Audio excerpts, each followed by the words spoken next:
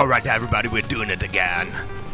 Are you ready for another card magic live jam on OTHMARIUS Magic? Get a deck of cards out and brace yourselves. Jalen Gardner, what's up? Alright everybody, we're doing it again. Are you ready for another card magic live jam? Brace to save my soul.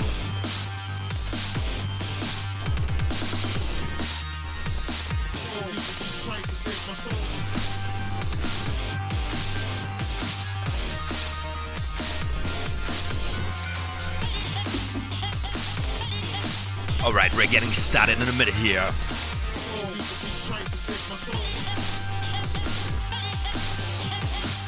There's again too much music on my headphones. This is insane. I gotta turn this down.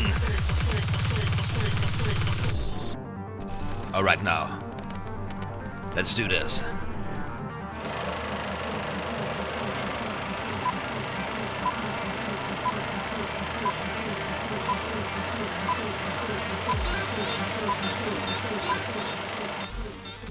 OTHMARIUS Magic. Like and subscribe.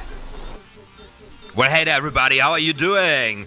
It's a Tuesday night again, and we are doing it again.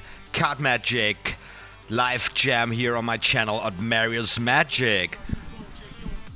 But I'm not hoping for too many tuning in because I found out that tomorrow is the 1st of May, and probably everywhere in the world, everybody's getting ready to celebrate a nice dance tonight. But I don't care, you know. I will be here and I will practice cards with you. But first of all, I gotta turn the music down on my headphones because this is really insane. This is insane.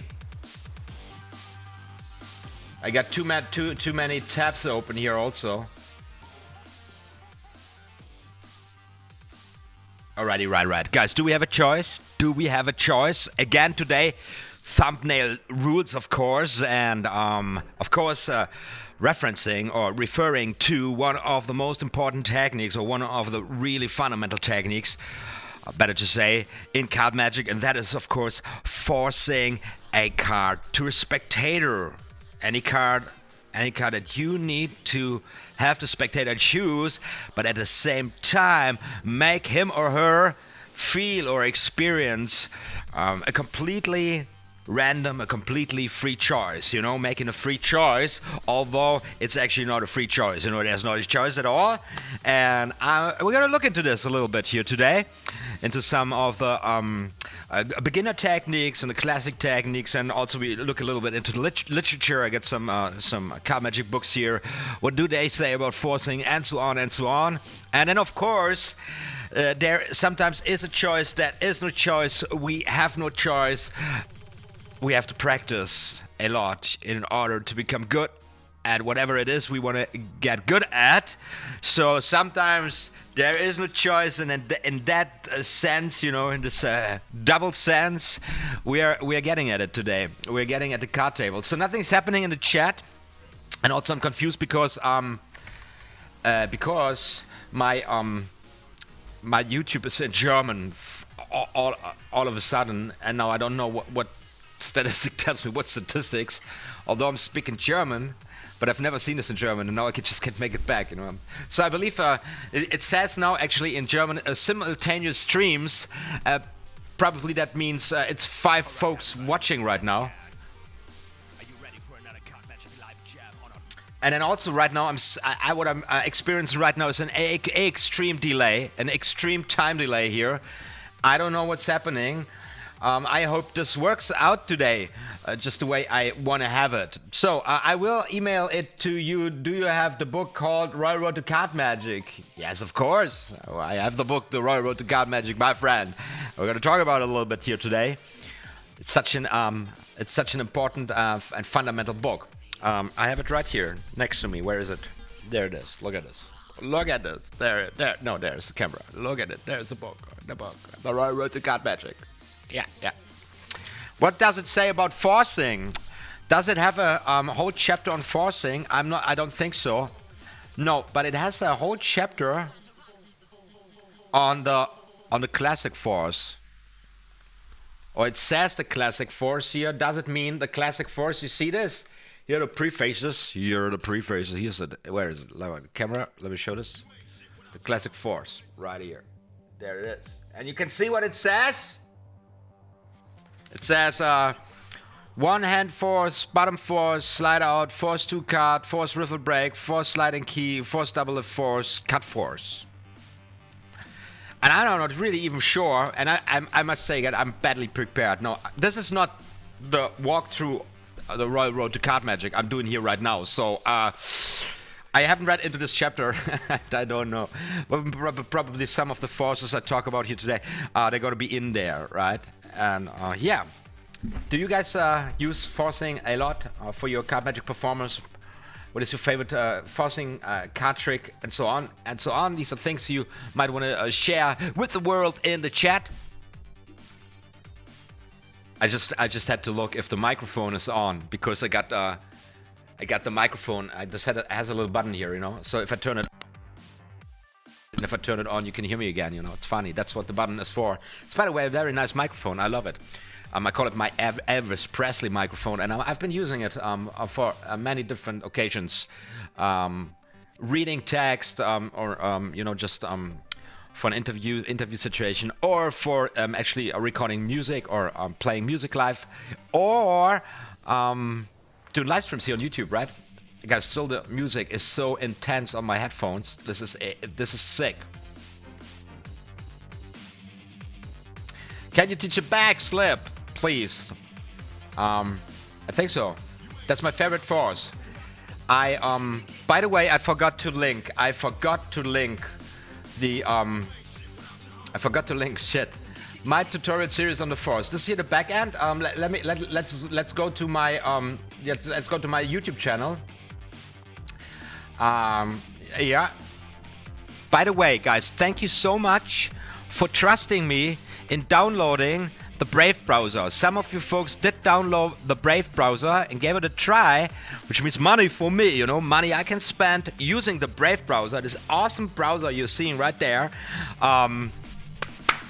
to support also financially my favorite content creators with this epic payment system here. You know, this little thing, this is the lion head. That's the logo of the Brave browser. That's an ad blocker and spyware and malware blocker. And then this little triangle here, this is a crypto wallet. And I can support my content creators with this. It's an incredible project. If you have never heard about it, if you've never seen it, give it a try. It's on chromatine based. How do you say it like this? It is like using a Chrome browser, but however with a little bit faster, much slicker, and there's no ads, you know. That's pretty cool. So this says here I'm live right now with this epic thumbnail. It's pretty dope. But I actually want to show you this because I got a tutorial series here, and I should have a tutorial series here on forcing. Yeah, top 5 card forces in card magic. Do you see this? Look at this. Let's check this out. How many tutorials did I already produce in this tutorial series? I'm curious right now. I forgot. Sometimes I don't finish these tutorial series. What's happening? There. So this is the pilot here. First one is the pilot. Then there is the topsy-turvy force. Gonna show you this today also. The deceptive as fuck overhand shuffle force, and then the hinder shuffle force, and the riffle force. Very nice forcing technique, the riffle force, which is the riffle force very, very close to the backslip force. However, the backslip, this is a backslip. Yeah, let's talk about a backslip. I just wanted to make a tutorial the other day on it, but if you guys tuning in right now, epic that is. How many folks are watching? 7 folks is watching right now, with a time delay of about 1 minute. This is crazy. So guys, if I ask you some questions and you answer, and then I reply to your answers much later, I'm sorry. Hi, Zach Magic. Zach Magic is back in the house. That's pretty dope. Nice to see you again. Here we go. So, get a deck of cards out, everybody. We start practicing here now. And I'm completely insane with the headphones here, with the music. It is so loud. It's hurting me, actually. I gotta turn this down. Insane. By the way, we are listening all the time here. Royalty-free planet, this baby here, and they have another like here. This is their tutorial series on electro rock, and that's what they deliver. Listen to this. It's pretty epic, isn't it?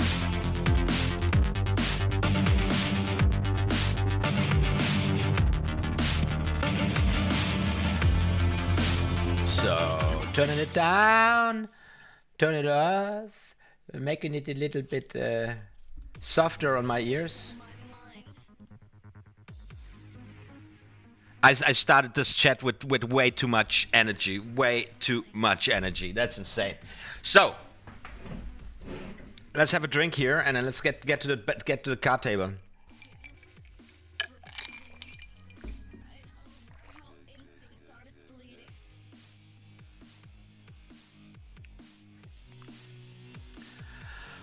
Zach Magic, what do you mean seeing is too big for a prize? You're the guy, I remember. You're always speaking in riddles, right?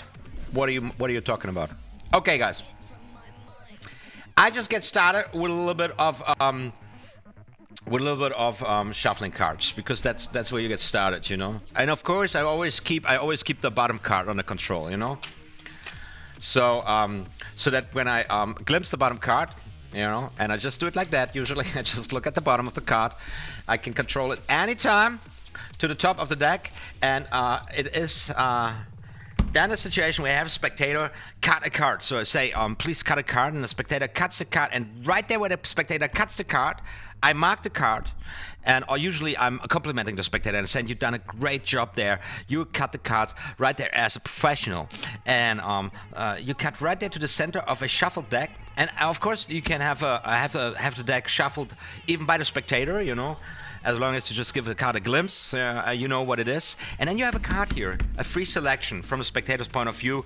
But of course, you know what card it is. I know what card it is, and then you can perform a lot of effects with it. The most simplest one would be an impromptu kind of prediction. You now read in now the mind of the spectator, and then you know, when I see you're kind of a spades person. I don't know why now, because you know, you like to protect. You're more conservative guy. You'd like to protect your folks. So this is spades, and of course you're more the masculine type, you know. And so it's a jack of spades that you selected out of the deck. There goes jack of spades. Bam! You got a little nice effect here. The tipsy force, I believe. No, the crisscross force. That's called the crisscross force. It's a super simple forcing technique. And before we're getting deeper into forcing, as you can see, in card magic, and I'm always saying this, I'm repeating myself here on this channel like crazy, but that's practice, you know, and that's also teaching, you know. You got to repeat it until the idiots get it, you know. Yeah, that's you. I'm talking about you. No, of course not. I know you are very, very fleißig, we say in German. What do you say? How's this English word? Fleißig? I don't know it right now. But there is also this very nice tool. Let me show you this, how I'm operating. Whenever, okay, this is bullshit. I don't want to see this here anymore. Whenever I don't know anything in English, I go to this website. By the way, a friend of mine is a programmer there. It's called Lingue. If you don't know it, it translates English, German, English. What languages? We got English, German. We got French, German, Portuguese, German. Maybe it does also English into all these languages. Probably it does, and it is an amazing tool. So I give in the word I'm looking, and that's it. All I do, diligent. You know, no, not of Spanish. What did I do here? Fleißig. Yeah, fleißig. Hardworking, diligent, industrious. Also, we got busy, studious, assiduous, hard at work. Okay, what's the best working here? Hardworking, diligent. I know that this is what you guys are, right? Right? So that a shout out for another amazing project. And yeah, in card magic, we are connecting bits and pieces. we are blending together different elements, different techniques to create our effects. So a simple force with a basic false shuffling technique can be a very powerful weapon, and can enable you to focus on your performance skills, on acting out the magician on a very early stage, without actually having to practice crazy sleight of hand before that for a very long time. So the delay is still insane. What can I do? I'm so sorry. You're teaching the backslip. I don't know if it is the one you are talking about, because there are different versions of this. The worst version you can see, so we got the 10 of clubs here. The worst version you see is this version, you know? And then you got the 10 of clubs right here. Never do this, you know? Never do this interruptive fast mode to the side. You know, this is the worst version of this shuffling this forcing technique. There is a much more elegant version which most of the performers use. It's a classic version. It would look something like this. So you have you use this motion of tapping down on the cards to cover this fact that you are carrying the card away. And what I did just here with this angle, you know, I had the hands not closed, so you would see me bend the card here, but with this angle it would look something like this, you know. And there's no need to really overdo this. It would be in a really, it's you have a spectator say stop, and when you pick up the card, something like this. It is for the blank eye, it goes away. But I have not a real good timing here. I'm not using this so often, actually. But basically what you do is you riffle down the thumb, right, with the thumb at the edges until the spectator says stop. Yeah, you go stop right there. And then when you come with your right hand with an overhand grip to lift up the package, you open it like the pages of a book, like to a vertical position, right? And in this motion, you let your fingers get contact here. You have your fingers getting contact here at top card, and start, you know. Let me see this. How this start getting hold of the cards here, so that if you pull the cards out now, the card comes falling down onto the position where the spectator has stopped you. Now the problem here is that, of course, you have this motion of falling of the card falling down, you know, and that is what you want to hide, or that is what you want to make invisible. Now, as I said before, it is not a good technique or a strategy to try to hide this by moving to the left. You know, you get this moment where basically the whole hand covering the cards for a moment. So when you have a spectator here, you come a little bit like this, and you make it like this. People try to hide it with this swinging motion to the side. This isn't really so good. Really much better version is this one, which I just don't get down here right very nicely, and I gotta see where it lies. I don't use this one actually. I do a version which I cannot perform satisfyingly here on the table situation. As a stand-up guy, I will do a tutorial on this one. Psych Magic says I'm not a fan of this force. Me either, because here's the thing.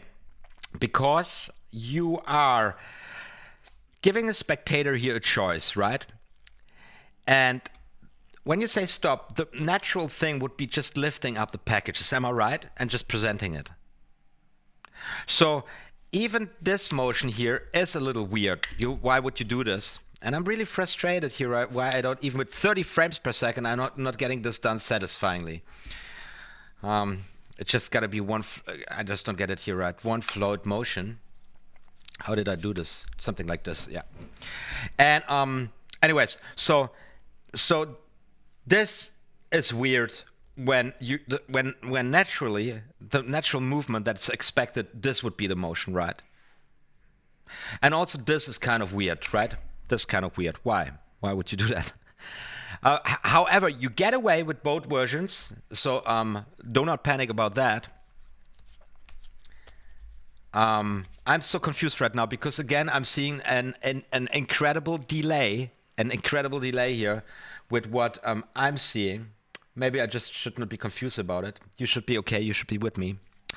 Anyways, so I have a version, or I use a version where I come up in one motion, like, and then I'm just coming, I'm going with both hands down a little bit. However, I move my left hand a little bit faster, so I come into this position for a brief moment, and then I bring the deck up here. And if I do this standing, I have this natural motion.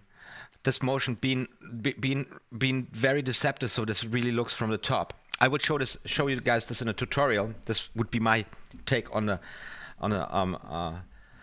back slip force, the slip cut force. However, I don't like it so much. There is a much cooler version, and there is an in-depth tutorial. Again, you will find this on my channel page. Here, I'll show you this again. This would be the tutorial for the riffle force, and you can see it already here in the thumbnail. Look at this thumbnail. Shows you already this motion here.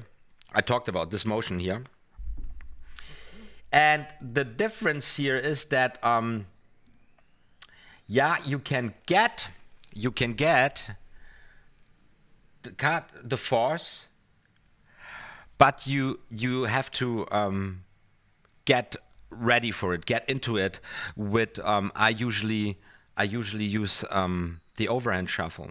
So I would be in a performance situation where maybe I control the bottom card. We got the 5 of diamonds to the top of the deck. So I'm speaking to the people, presenting the thing. Hopefully I got it there. And then I shuffle the cards one more time, a little bit casually. And then I'm catching a, guess what? We talked about it, pinky break, right? I hope I got it now. I didn't get it. I don't know. Let's give it a try. So I got a pinky break, and then I have the spectator select a card, say stop at any point. And now I'm enabled to make this motion here right there, and still, force the card. 5 diamonds. I did it. I thought I lost the card. So once again, I shuffle the cards while I'm chatting with my audience, and also I'm catching a pinky break while I'm chatting with my audience. And as soon as I'm ready, holding a pinky break. Remember, last time we talked about the power of the pinky in Magic and how important it is. Hashtag pinky consciousness. We have a spectator select a card with the thumb riffle, and then we just present the card. There you go, and there we have it. The 5 of diamonds. Much better. I like this so much more. And here again, we got the same situation. We are using different techniques. We're using a technique of shuffling, creating an in-jog with shuffling. Of course, you can also use any other flourish. In the other tutorial series I got, like the thumb fan or chalier card. But shuffling is in this context the most innocent thing you can do. Simple overhand shuffle, in-jog, create an in-jog, catch a pinky break, and then do this force. It is absolutely deceptive, and that will blow their minds, literally. And it's also a safe version. It's a version that is once you master the 4th finger flash break, which you have to do anyways. There is no choice. With that, there is no choice. You need to know how to catch a pinky break under any circumstances if you want to perform serious card magic or decent card magic, right? So win-win again. Once again, I also have a complete tutorial series on how to catch a pinky break, and I have an in-depth tutorial on how to perform the specific forcing tech, the riffle force, right? Okay, let's turn on some music here again.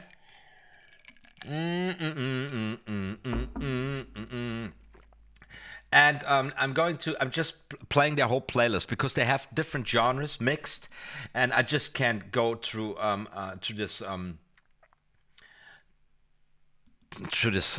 rock stuff all the time. So we are listening now to different genres. This, for example, is now chill electro. Let's go to some chill electro here, baby.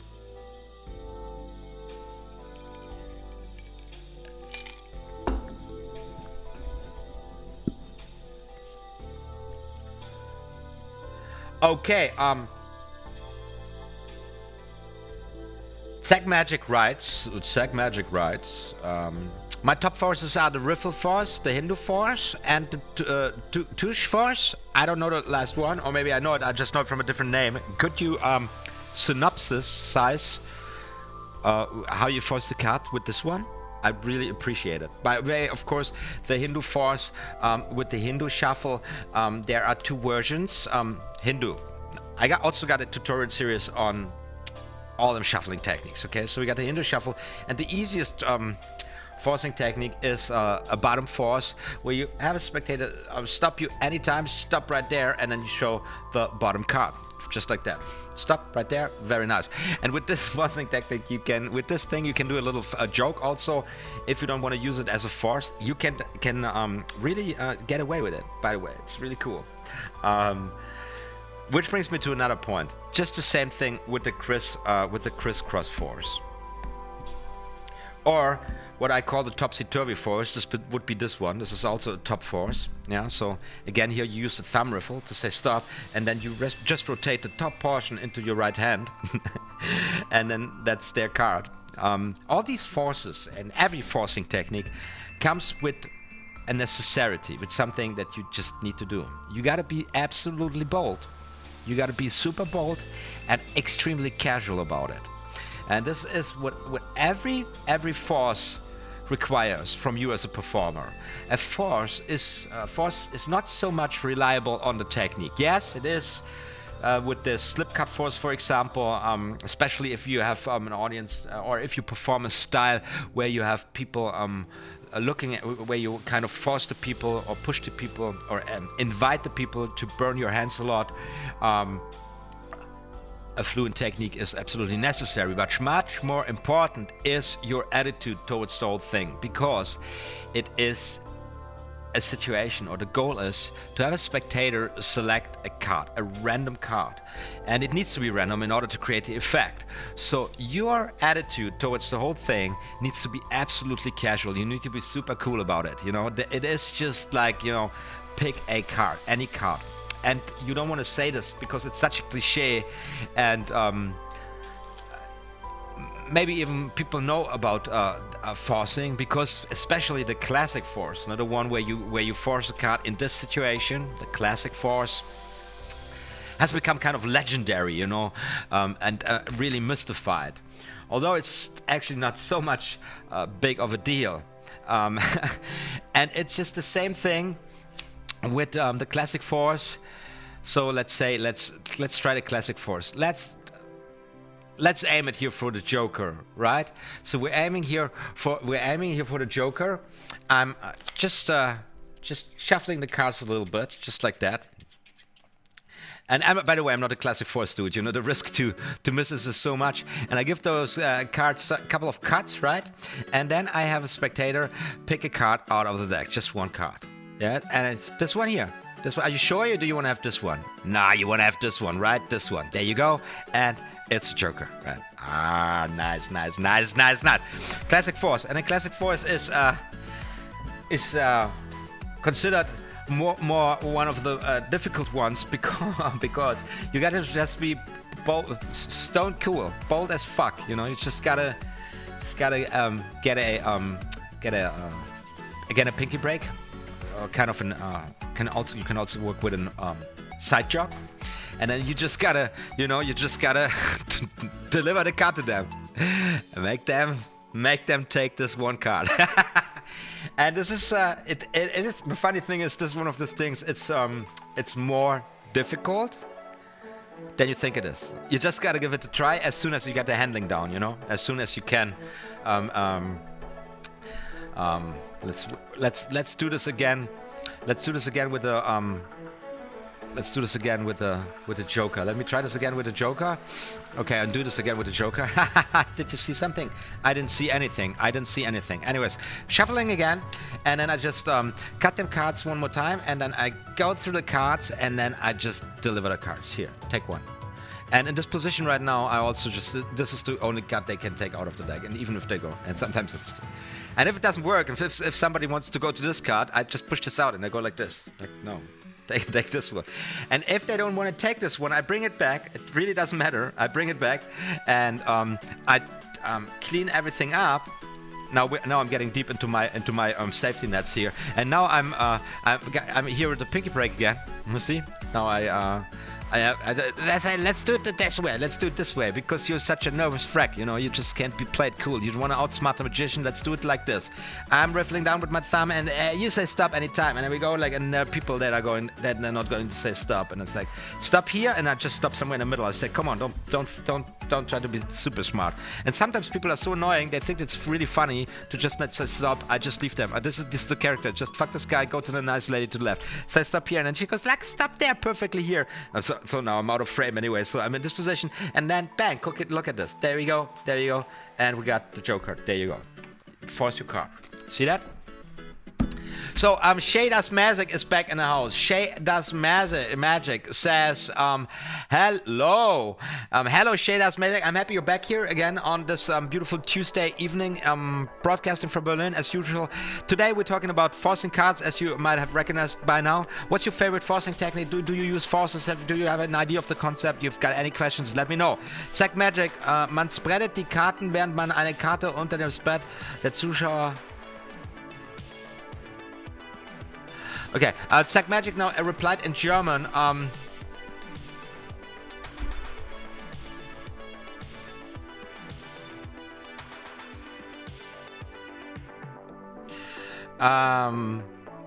Yeah, okay. So,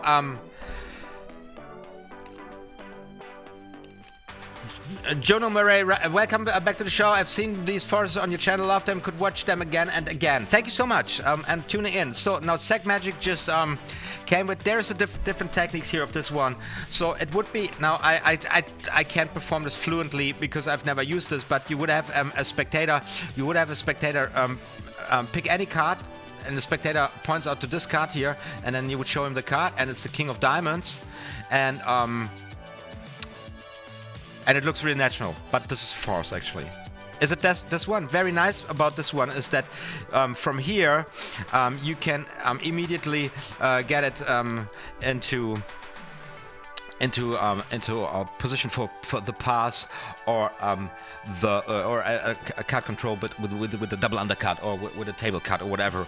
So once again, I'm showing this. I got the card here, so I'm spreading the cards. I'll say to the spectator, pick any card that you choose. Spectator goes for this card here. So I show him the card. It's the King of Diamonds again. Are you kidding me? Are you kidding me? So King of Diamonds, and I just leave the King of Diamonds right here in the center of the pack, just giving the cards one little dribble. Bang, King of Diamonds comes back, jumping to the top. No, it's at the bottom. Why did I control it to the bottom again? I hate when that happens, you know? I want to go through the sequence once again. I've never done this before, guys. I'm just... Is it the right one? CHOiCE Magic. Ist das die Nummer, von der du sprachst? So, we have a spectator. Choose any card. This one here. So we show the card, and it's the King of Diamonds. And I want to have the king. Where do I want to have the King of Diamonds?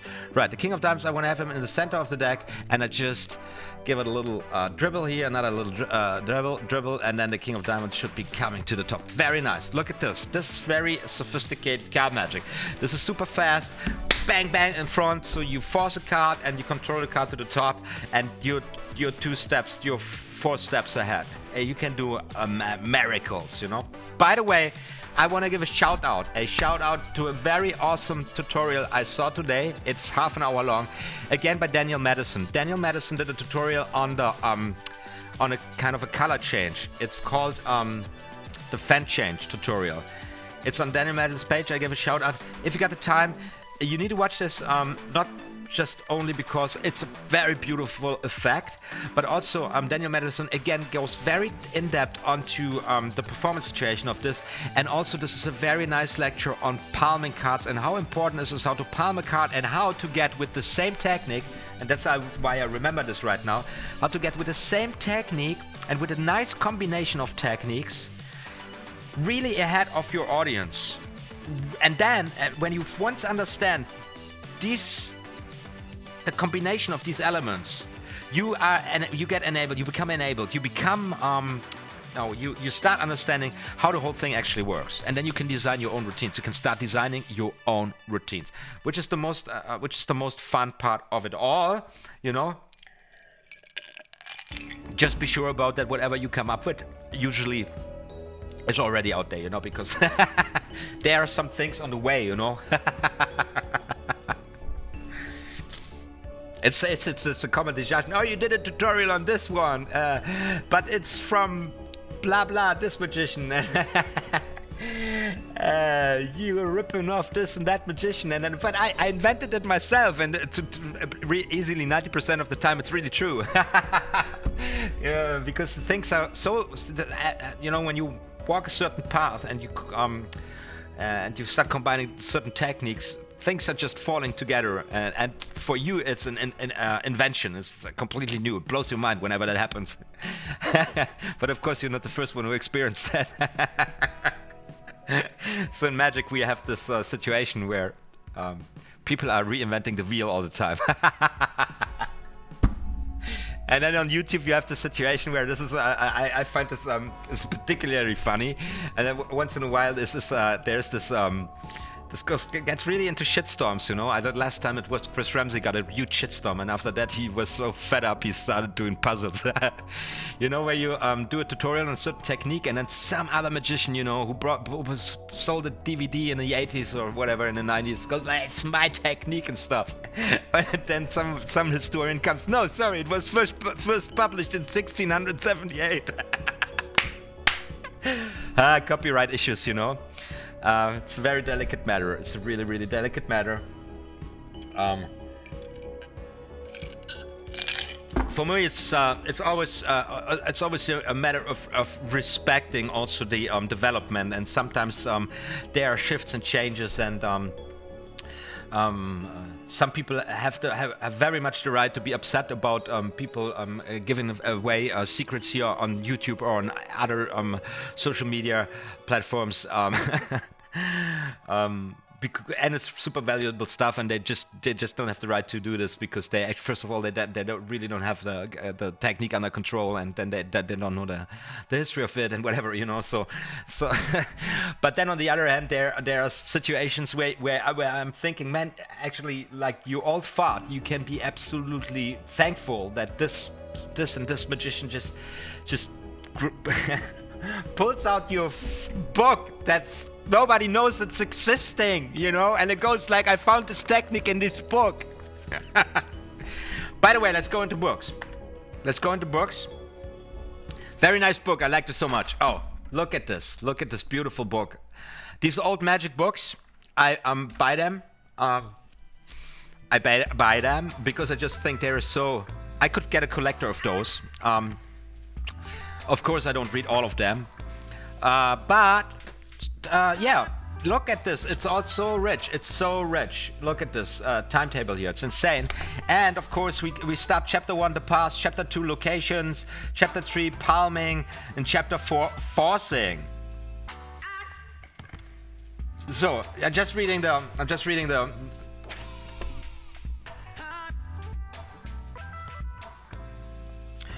Attack magic, right? It's kinder.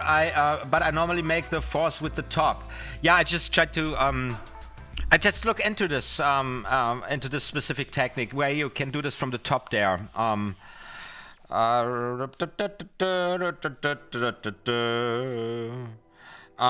So we got here chapter 4. We got forcing, definition and technique, long card force, simple card force, slip card force, deception card force, undercover force, spectators reversal force, trust and slip force, joker trust force, obstacle force, forcing by numbers, setup force, face the pack force.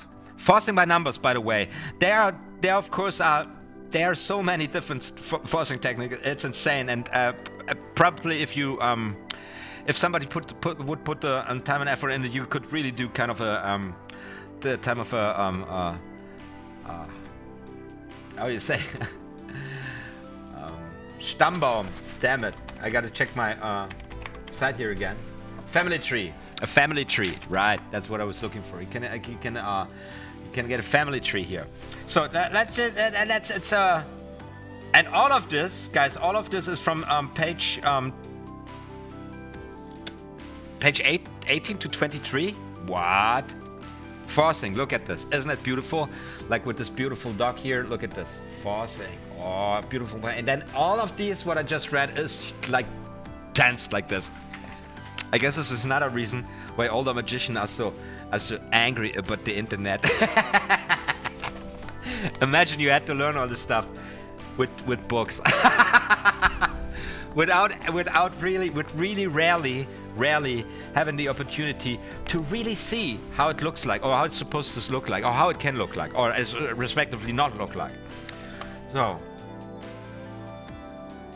So let's just read here the first set. The force is applied to card magic is a subterfuge of the first importance. So it's important. So I don't know what a subterfuge is, but I don't care. So many of the finest effects in the normal magician's repertoire require its use at some stage or another, that it can definitely be regarded as a primary part of basic card technique. Okay, we don't have to read any further in here. That is just true, you know. And probably every preface, if I would write my own book and I go into farces, I would write pretty much the same thing, of course in my own words. I actually started this tutorial. I'm so bananas right now. Not tutorial, this live stream, with the same thing. Yeah. So the slip cut force, the one we started here with today, is also here in the book. Look at it. There is where a nice painting to it. Simple cut force, slip cut force. Isn't that beautiful? Isn't that beautiful? I love these books. So, any beginners here? Beginners, raise your hands. Oh shit, I did the PewDiePie mistake. I did that. I shouldn't do that, you know. So we have something going on in the chat. Scott Clark writes, sub from the UK. Amazing. Thank you so much for your support. Welcome to the show. Today we're talking about card forcing and the card forcing, which is a technique where we create the illusion of having a spectator, of giving a spectator a free choice, selecting the card out of a deck. You don't pick any card, but of course it's not a free choice. And as I just read from this book, which was published, by the way, this book was published, let's see. So basic card technique from Anthony Norman. It was published, it's probably not so old, somewhere around, copyright, 1968. It has been first published 1968, and then it has been republished 1996. Crazy. So this is 1968, man. That was the time of the revolution. It was the time of the hippies. Was it? I don't know. But many learn via visuals. Daryl looks right, helps with the deeper narrative for sure, but many learn via visuals. Yes. I'm telling you, I think learning with by reading is very important because you also train your imagination, and if you try to get an idea, to visualize what your hands are supposed to do, that's your first step. Now, into actually it's your first. That's the first real encounter with the move. You know, your neurons. How are they called, the guys? There are these Spiegelneuronen. Spiegelneuronen. Mirroring neurons, right? Getting involved is really good. But seeing how it looks like can really motivate you and help. Scott Clark, for me, if someone is teaching something new, I have an issue, but something old and credit is given. So what I just said, old and new, is sometimes not so easy to oh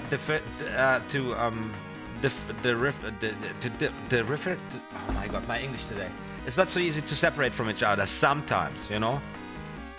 For example, the Hermann Volte or the Hermann pass, the invisible turnover pass, should actually copy the Hofzinser pass. So this is a very old topic, you know, where a technique gets named by an artist who made the technique popular, but the inventor was someone else, and so on and so on.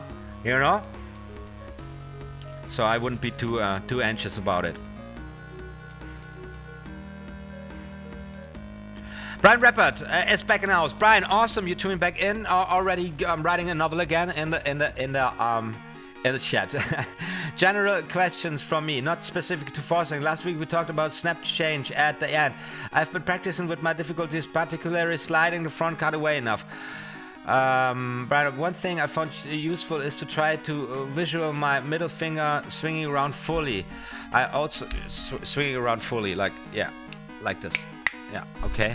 I also found it useful to imagine myself following through. So I mentally try to continue swinging my finger even after I stop.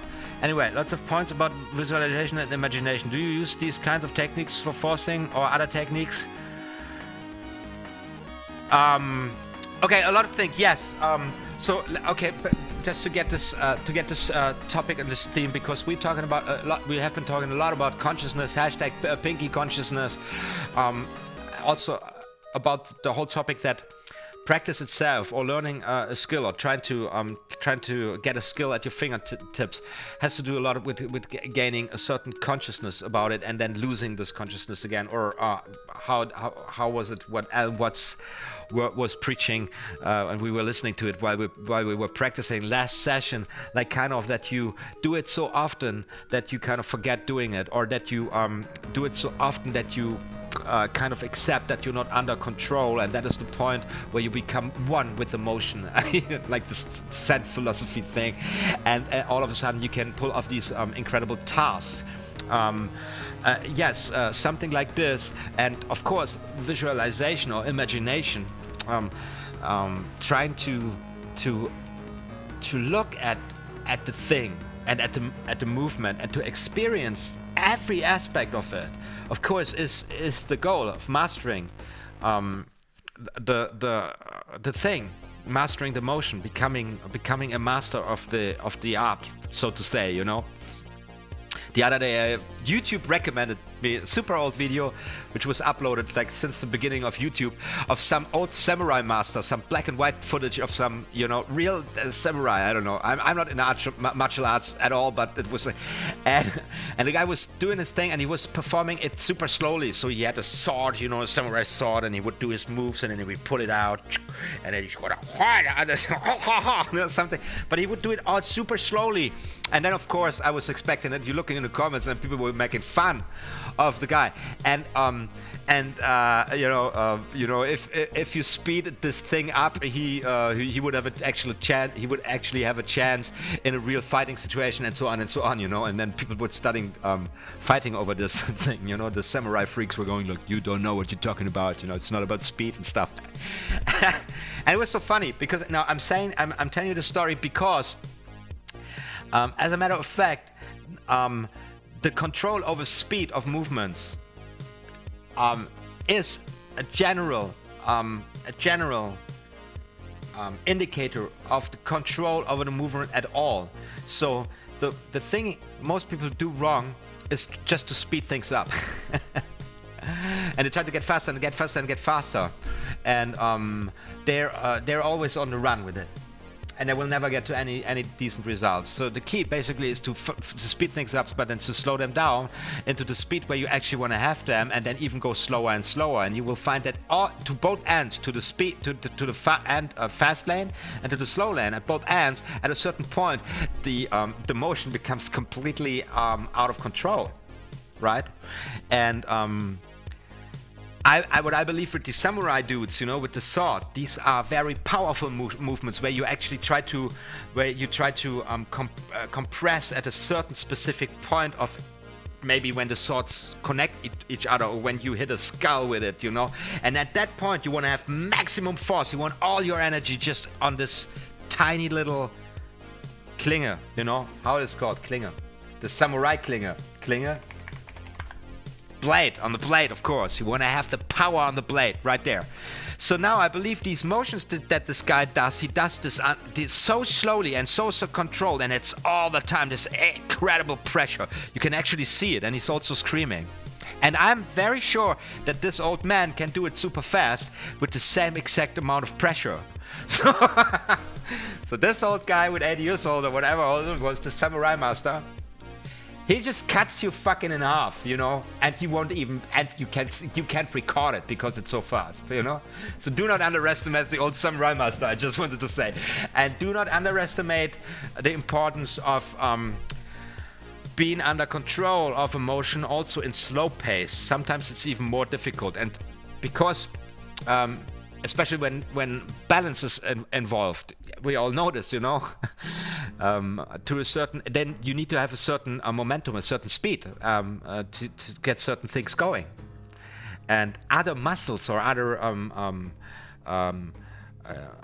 muscle, other.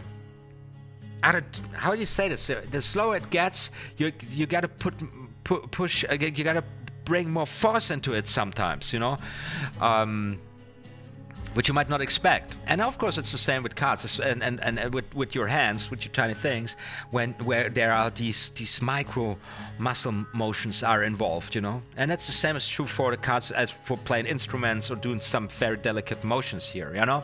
Good stuff and old stuff I'm focusing about learning from text. That's why Wayne Thompson has gone back to just writing instructions. He says it helps us use our imagination for presentation.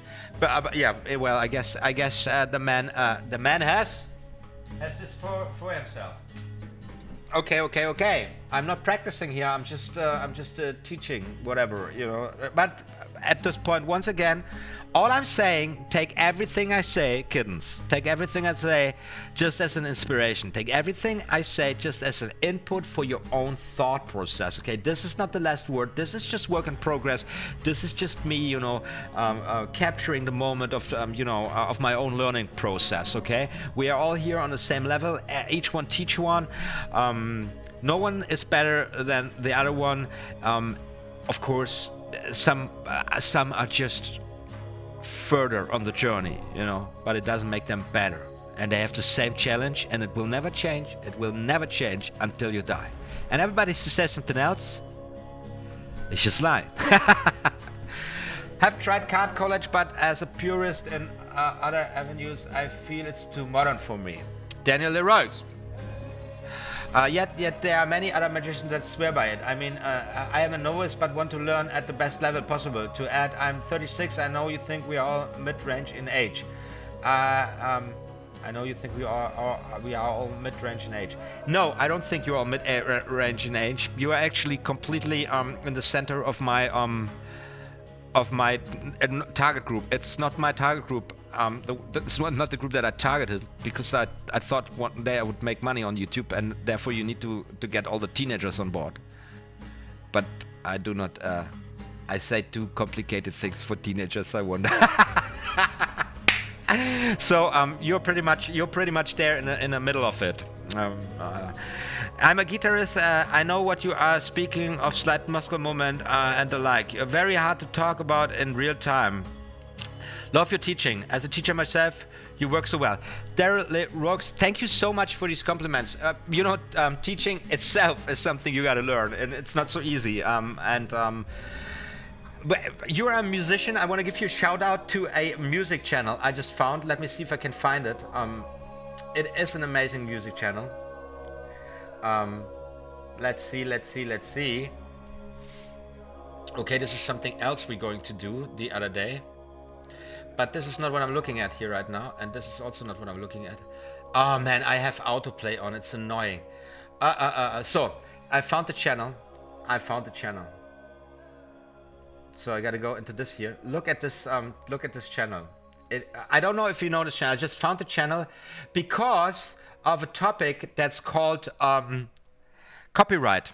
Copyright ID, the content ID system. And this guy is a musician called Paul Davids, with over 1 million subs, so I don't really need to give the guy a shout out. But if you're into music, this guy is just amazing. This guy is just freaking amazing. This is YouTube at its best. It's super edited. It got all the components.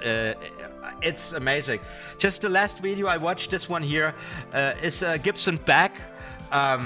Dude, man, he's playing this. He got this Gibson not as a gift, just as a test object, to give it a review on his channel. Dude, the guy knows really how to play guitar, and it's just an amazing video. So if you are into music, if you are into guitars and stuff, this channel is just for you. You gotta take a look at this channel. I love YouTube when it comes to things like this. It is just amazing. So just a random shout out here. Paul Davids, if you ever been watching this, I love your channel. I used to be a musician, you know. I got a very nice guitar in my closet. Now I'm involved into this card magic stuff. So you know him already. I guess you know him already. How can you not know this guy? It's if you're into music. So again, random shout out, all you card magic guys. I'm sorry, we just went to music here a little bit. And Daryl Lurks. Getting back at the card table.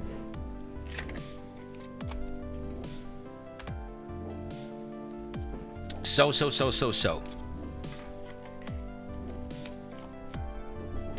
Here's a thing. Here's a force. Another thing. You don't need to know. You don't need to know everything. You don't need to know every forcing technique. But to have a certain overview it really helps. For example, this is a very nice beginner forcing technique. We riffle down the cards without thumb. And by the way, I have a tutorial series on all them flourishes, the 5 most valuable flourishes in card magic, guys. And thumb riffle for you bloody beginners out there is there on the list. Go to my channel page, find it there. Anyway, so you riffle down with your thumb, you say stop at any time. The spectator says stop right there. And what you do then is this motion. So you force the top card in this scenario. We got the 4 of diamonds. And what's happening is that you are rolling the top card down on top of your into the palm of your right hand. And eventually you keep you lift the lower portion upwards while you do this. Let me do this one more time. So we go here. So let's do it like this. Let me make this a little bit more magical with you. Okay, so I have any card, the jack of diamonds. Okay, the jack of diamonds. I keep the jack of diamonds. Right in the center of the deck. That was a bad flash. And then I have them cards riffle at any point, bang. And then there goes the jack of diamonds. Let's try this one more time. Any card. Need to make this a little bit interesting for myself here, a little bit. Jack of diamonds. How does this come? Ah, dude! And down you go. Now, you gotta be bold with this. Of course, this gotta be a fluent motion. Now, I want to check this out. Why this is flashing all the time? Gotta be a fluent motion, but you get away with it, and it's very, very nice. Basically, it's just this rolling over motion, and it brings you naturally into this position. Boom! Look, there you go. Confuses the eyes, and you can get away with it. You just gotta be bold about it. Now, in the future on my channel, I'm going to perform a trick called the whole deck. Love it very much, and I need a force there. And I wasn't satisfied with the offering I got when I bought the trick, especially for shooting a YouTube video with it. And I realized after giving it a little thought, that this forcing technique would be absolutely perfect to use with this specific trick. And it is exactly right now. This would be exactly the handling I would go for then. Just exactly the handling. And you can't believe how important this is for this trick to do it like that. Yeah. And this is just I'm just giving you this example. Have an overview, gain an overview. You don't need to get into everything into detail, but if you get an overview, you know, who knows, eventually you will remember something and you go like, oh man, this just fits with this, or I can use this if I want to do it like that. Great, thank you. So I just need to there. This is where I want to. This is where I show you the card, and then I just do it like that. Why didn't it work? So I'm here. I'm showing the card. Look at this, baby. We got the 6 of hearts. 6 of hearts. 6 of hearts in, and I just put the other cards on top of there, and I flashed again. Anyways, one more time. I'm getting angry about myself here right now. 3 of diamonds, just like that. 3 of diamonds, there you go. Bang. 3 of diamonds. So, we do have the 6 of hearts now on top of the deck. That's insane. Anyways, so stop me here, bang, and then 3 of diamonds. Force the 3 of diamonds. Are you kidding me? I'm confusing myself right now.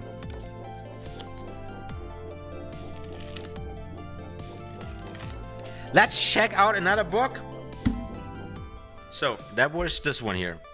I've got a whole book called How to Force a Card by Marilyn Shoot from Mercy Magic Ltd. Looks like this. How to Force a Card. This must be from the 80s. I never looked at it. I just bought it one day. Cover design by Sid Lorraine. Sick Sid. Did a great job. Dedicated to Paula and Frank. It's very nice. Index. So do I have So this was printed in 1983. 1983. 89? 2008? Okay. So what we got here? Classic Force. We're starting with the Classic Force. We got an introduction. We're starting with the Classic Force. Forcing decks. 1-way, 2-way, 3-way, 3-way. So forcing decks. Slip Force Svengali deck. Ooh, the Svengali deck. No cut forces, simple double cross. Reverse cut force. Hindu shuffle force. Force 2 finger flingers. Locator cut forces, break forces, fan forces, numeric forces. Now, for example, I just gave Daniel Madison a shout out for his video on a fan color change, which I really like. And you know, I like the classic fan. It's very, very nice. I use this also for card control. Now there is this beautiful way of turning the whole deck into a blank deck. And now there is a fan force. A fan force. Let's dig into the fan force here. It's page 40.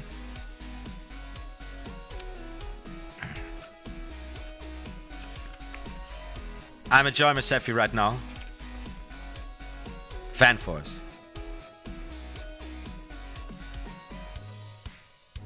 So, and I'm seeing here the picture.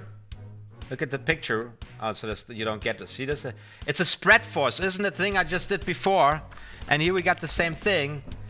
Somebody calls this tush force. They call it the fan force, but it's a spread force. Let's see. I'm reading into this very shortly. Here we will discuss a simple force which can be made while maintaining the fiction that the free choice is being allowed. Yes, this is what a force is all about. You see how a critical reader I am? would be pretty shitty force, right? If the fiction is not maintained, that a free choice is being made. The force card in this sequence is on the bottom. Holding the deck face down in the left hand, and it's spread slightly with the left thumb to the right. Under this cover, the force card is separated and moves slightly to the right also. The 2 hands now spread the deck into a fan and fan in preparation for a choice to be made, and as then fan is made, the force card is passed by the fingers underneath until it can be controlled by the right fingertip. If you are left-handed, just use the This is, I guess this is pretty much what I just did. So we got a language thing here. I don't know if fan is synonym in Canada. This is produced in Canada from spread. I'm not a native. I call this spread. I call this fan. Anybody out from Canada? Okay. So Flying V is back in the house. Flying V, how you doing? I'm going for you. I'm going the Flying V man. Hi OTHMARIUS and everyone. I hope you're doing great. It's a pleasure to sign in on this practice session again. What's happening tonight? We are talking about the choice you don't have as a spectator. If a magician says pick a card, you know, and then you make a choice. There, pick a card, any card, and you make a choice, and it's a free choice. It's your card. And it's not. You're fooled right there from the beginning. And the thing is, the most important thing I just said, there are so many techniques, you know, you don't have to dig in everything. It's good to get a general overview on different techniques, but more importantly, choose the one that suits you best and focus on the performance aspect of it, because you just gotta be bold. First of all, you gotta be super bold, but you gotta be also very casual and calm and relaxed about it. And the whole thing has to be super relaxed for your audience. No stress on your side, because what's happening, a spectator is picking a card, and this is just a very intimate moment, very, you know, spectator trusts you and you're just giving him the card. And if you are tense in any way, you're fucked. It doesn't matter if you flash or not. Okay? So this is the most important thing about it. So you gotta be bold. You gotta be just bold. And that's the cool thing about forcing cards, like palming cards. You just gotta get this I don't give a single fuck attitude inside of you. This I don't care. I'm fooling you. And I can get caught. But isn't that fun? You know? That's the attitude you gotta be super, super, super smooth. Super, super cool. Okay? And if you're stressed about it, you're gonna be an amazing magician. Amazing magician. But you're gonna have a super hard time, you know, to overcome the magician's guilt. Drinking my invisible drink here again. So,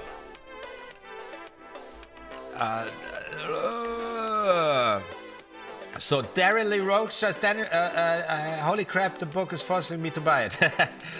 Daniel's Force was published tonight, love it. I would appreciate all of you to pay for his Patreon. For my Patreon, thank you so much. I would really appreciate if you would join on my Patreon. I have a very nice Patreon as well, okay? It's worth it. Plus you get a free deck at the end of May. Pick this one. Would you please not, Daryl, please do... it's not, I'm doing here a great job and you just, you know, giving a shout out to somebody else. That's crazy. You don't do that, okay?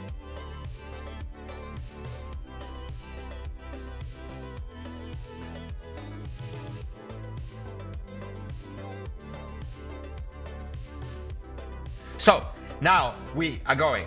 But by the way, I've never checked out Daniel's Patreon offer. That's cool, because setting up a Patreon site is also kind of a challenge. Okay, next book here. So that was this book. Just going into books. I have another book which is completely dedicated to forcing cards. Where is it? There we have. Pick a card. Pick a card, any card. Card forcing technique and uses. Look at this. Look at this. I don't even know why I have so many books on forcing cards. It's so sick. It's so crazy. Okay, we have here an Erdnase expert at the card table quote at the beginning. This one is copyright 2003. So this is already in this century. But yet, over 15 years old. Compiled and edited by Gab Fayuri. Can this be that this still 2003? I mean, when did YouTube start? When did the internet start? 2006. Royal Magic. I believe they produced it. Can you believe that? Look at these logos. Look at this. Man, man, I like the cover of this book, but man, times changed so rapidly. 2003, this was an available product. Like a little tiny brochure, like nothing. This is rotten. It's just, you know, with paper clips. This is how it looks from the inside. That was your source, 2003. Can you believe that? How fast it's changed, man?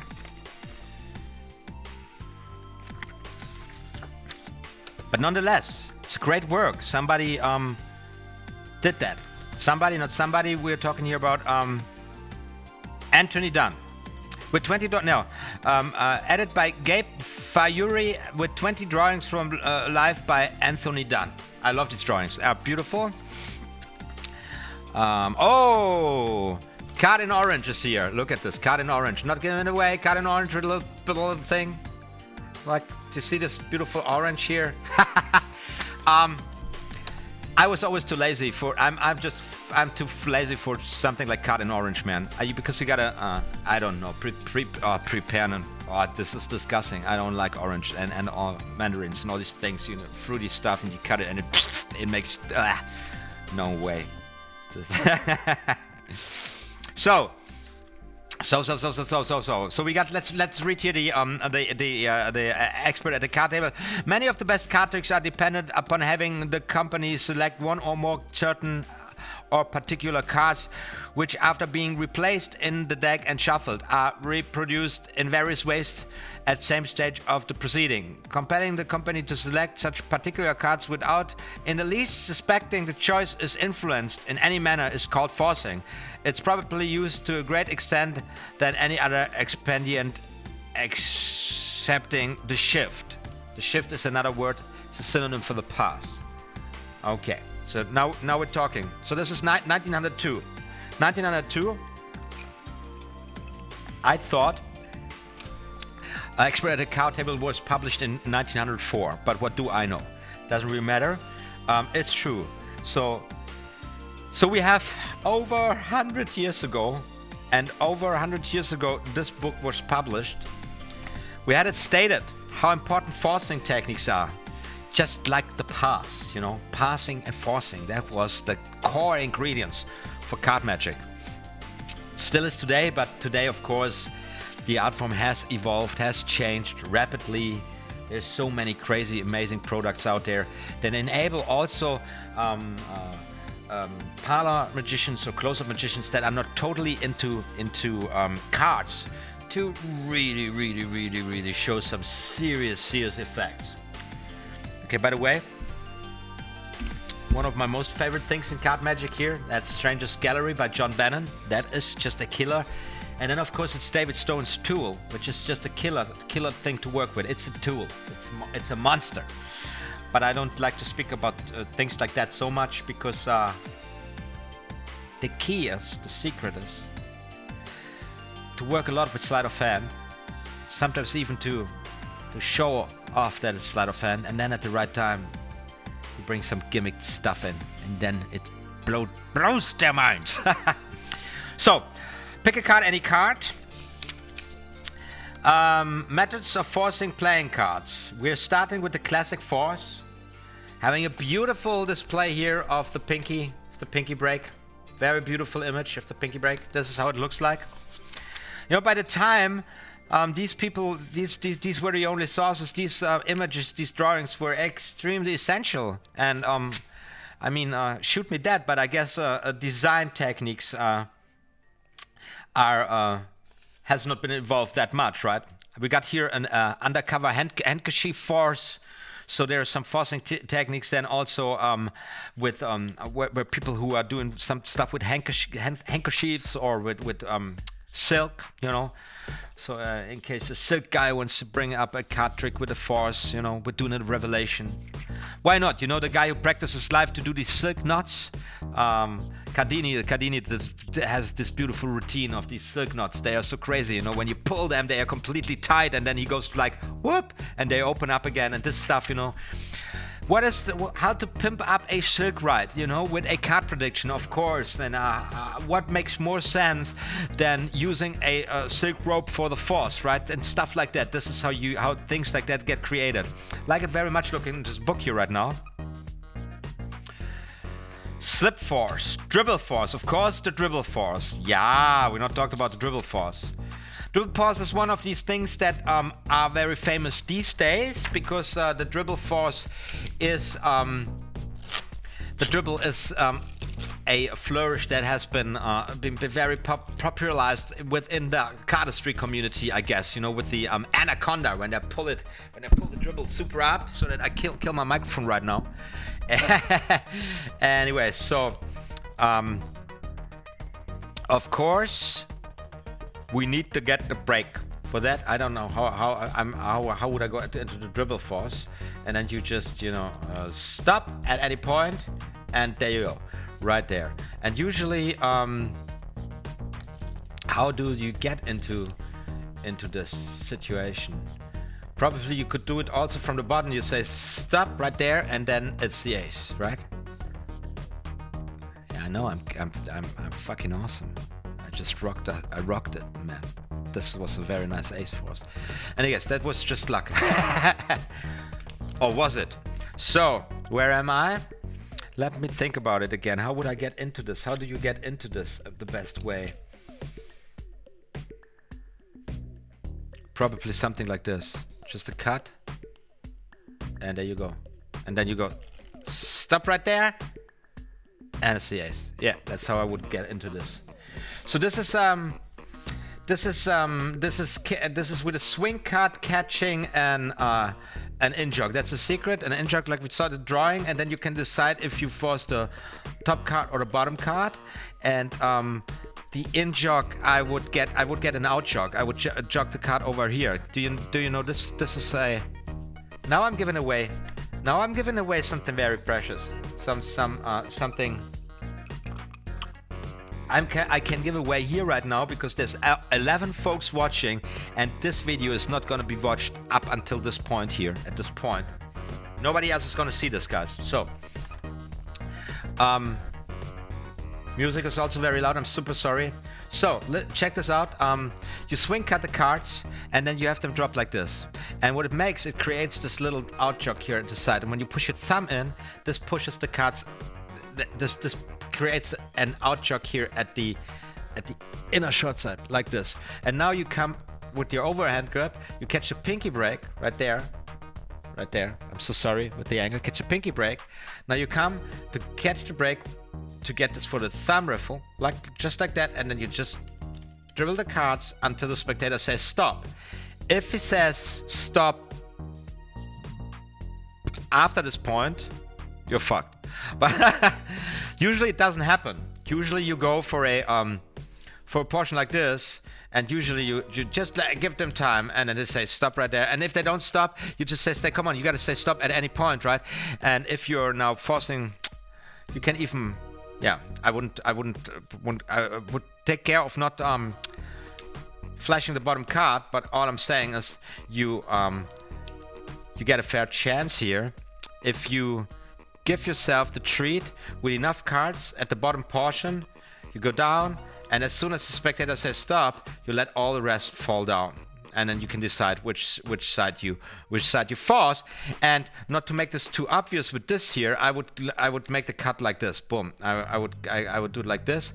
You can do this even much more dramatic, just like that, and then you create the pinky break. There you go. That's the motion, and that's a super secret. Okay. Super secret. I would never do a tutorial on this one saying no secret of the secret, because this is precious. It's these tiny subtleties that make a big difference. Once, and I'm repeating myself again, you master the basics. Okay, guys, that's it.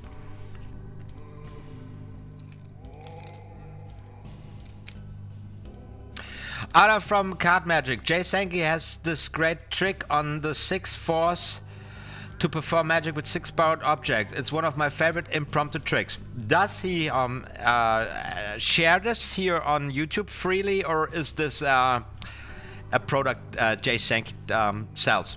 I'm curious. Yeah, Sankey is a really good source also for learning magic and for getting inspired. Absolutely cool guy. So let's see. Get one more here. I got card manipulation. This is who got. Now we're getting here into the more sophisticated stuff. This is 1 and 2. There, I just see one force here in here. It's not a whole chapter on forcing cards, but it's just series 1 and 2 from 5. Or is it? I don't know right now. No, it's series 1 to 5. Okay. Okay, how does it work? Oh yeah, here I just found something. This stuff, guys. This is what I want to do. Can you see that? Wait, I gotta do this with the other camera. With this camera. No, wait, I gotta take this here. this arm trick. This is so, and this is such a beautiful drawing.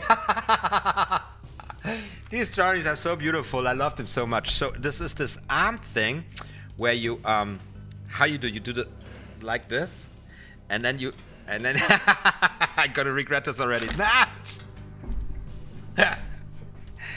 Yeah, now I'm just jazzing it now, and now this is something I just wanted to do. It's just like this card when you throw up cards out of your mouth. There's also something. I'm just out of topic. I'm away from topic here. I should do this. I should do this on my left hand, and let's see how difficult it is. Give it a try. Come on, OTHMARIUS, you can do it.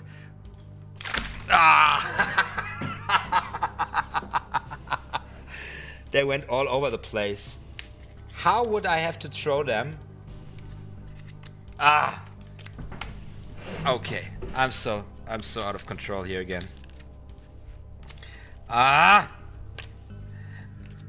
Wait. Can I do this on the other hand? Wait.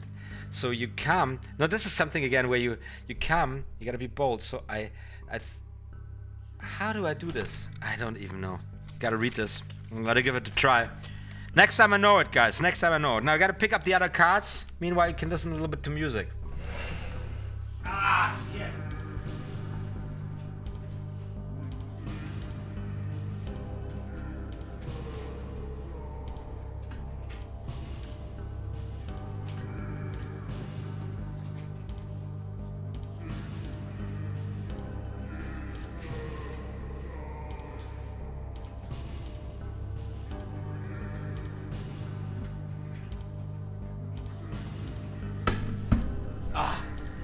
Oh my God.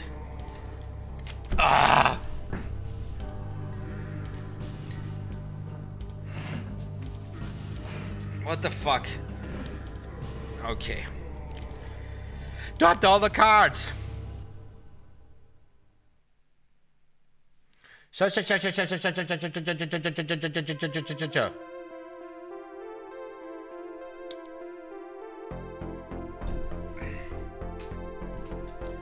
Oh my God, time is running fast today. I didn't even practice, and we're already doing this 1 hour and 20 minutes. This is insane. This is insane.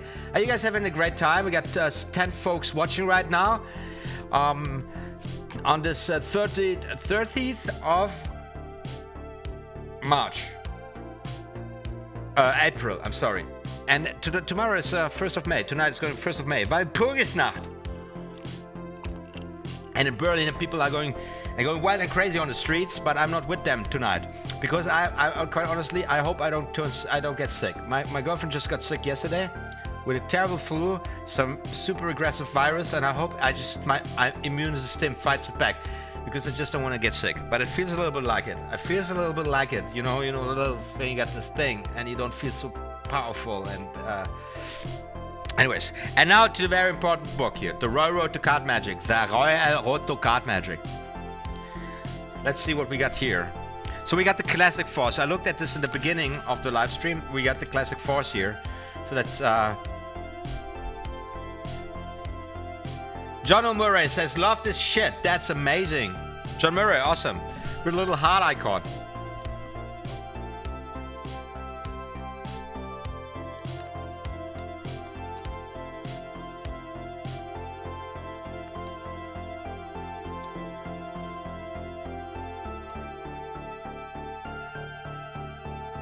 So I'm so sorry to mispronounce your name, Daryl.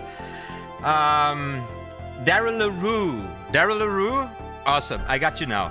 No, I no hard feelings. No hard feelings here. Daryl LaRue, no hard feelings. You know? I was talking about him. We're good, we're good. I want to add to the community. I'm the first guy who wants to add to the community. I'm adding to the community. It's just like, you know, what I'm doing here is also very special. And also I got my own Patreon and stuff, you know, like so. And I'm the small guy, so I need the support, okay? Love this shit, man. So, the Royal Road to Card Magic has the Classic Force. Let's see how let's see what they say about it. And side 201,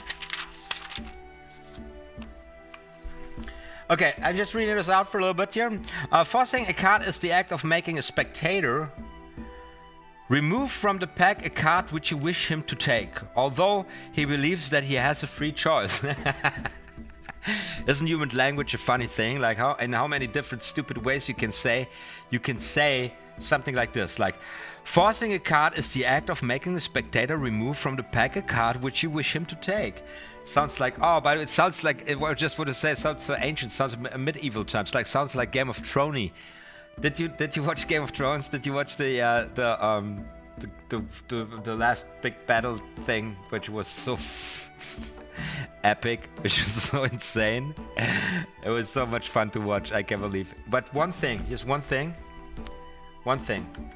and I don't care if this is a spoiler for anyone. Like this, honestly, guys, this was an epic television show, epic series, epic. But I have one problem with it. Don't you think that too many people survived this? I mean, seriously, the army of the dead was so big and so aggressive and so hard. I mean, I think too many survived it.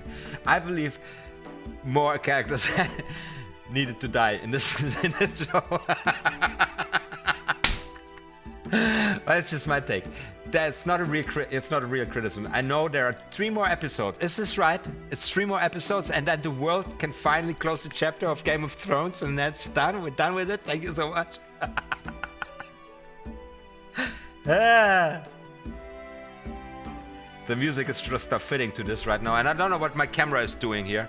And the light, again, give it more light. So, of all methods evolved for accomplishing this, the classic force is the oldest and still the best. In this method, you spread the deck and invite someone to draw a card. You place the card you want him to take under his fingers at the moment they touch the pack. He removes this card confident that he has had an uninfluenced choice. And this is really true. There goes nothing is more innocent than this motion, like pick a card. There's nothing more innocent than this. And when you pull this out boldly enough and casually enough, and the spectator reaches out and takes the card, he or she just did choose, and it is a force. There goes nothing above it. This is the best thing. I mean, the thumb riffle is also pretty decent. When you say stop, and you use the riffle force, which is really clean. You're good with this too, but still, if we would rank it, the classic spread force, that's the way to go. That's it. That's the way to go. And now, there we have it, guys. And there we have it. There we have all the things I had to say about forcing techniques for now. Like everything else would be just repeating myself. Now, could you guys just repeat the most important things about it? What is, I believe it's 3. It's a component. It's a magic potion of 3 main ingredients. What are the ingredients? Okay. And then what is the effect? I just read it again. It's there in every book, basically, that's kind of, trying to give an overview on card magic, or even specific books on the technique. They all say the same thing. They all claim the same thing. It is an extremely, incredibly important and fundamental technique in card magic, which opens up a whole horizon of possible effects and tricks. And yeah, it's definitely worth studying this technique. There you go. Let's go back to listen to some nice music. And then it's time for me to start practicing. After all, finally. Guys, for everybody who doesn't know who I am and what I do, my name is OTHMARIUS, and I'm just doing this. Okay? That's it. OTHMARIUS Magic. Like and subscribe. So I hope nobody thought this was the end of the show. It wasn't the end of the show. It was just I wanted to do the trailer again. I got some music on my headphones here, and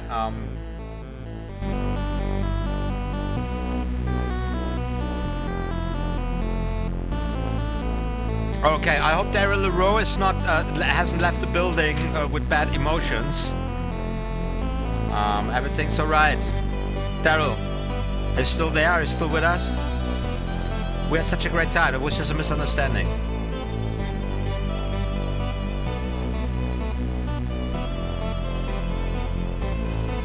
So, who is still with me? Who is still with me? That's the question. We're doing this right now for about 1 hour, 28 minutes and 11 seconds. 10 people viewing right now. Do you have a deck of cards out? Are you guys practicing already? Music is way too loud. Turning the music down a little bit. So, who is with me? Who is with me? After 1.5 hours approximately, let's get started with a practice session, and maybe going back to the topic of forcing a little bit. So many great techniques out there. Just starting here.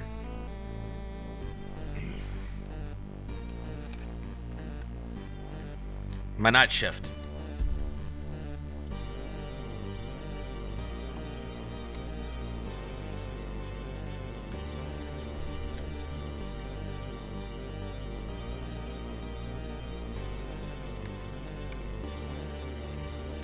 So Richard Cranium writes, always practicing. That's nice. That's very good. Just a little flourish here. Gonna start with a little bit of flourishing. Ribbon spread. Yeah, that's how I like it. Really clean spread. Come up with the card. Pick the cards up and all in one motion, showing them twos. Getting here and have them roll over. Pick them up. Back. That's how I like it. So 1, 2, 3, 4, 5, 6, 7. Come. Scott Clark is still there. Just switch to the laptop. No worries here.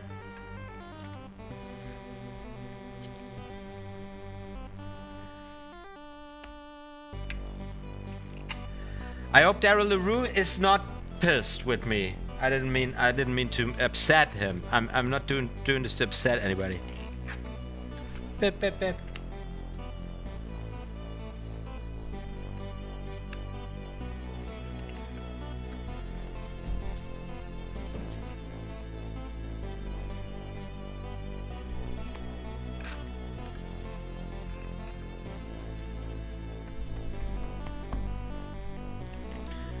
So,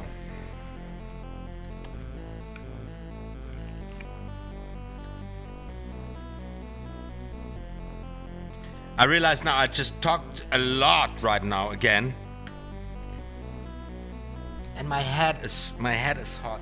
I hope I do not get sick.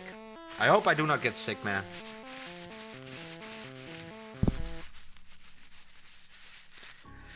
So, Scott writes he's new to card magic. Awesome. So that's pretty much good time for you to get into card magic. There's a lot of things going on YouTube, a lot of really good channels, and my channel is completely dedicated to mastering the art without any schnick-schnack, as we say in German, Schnörkel. I try to be as much focused as possible on the most important aspects of the art form. There are no false promises here on my channel.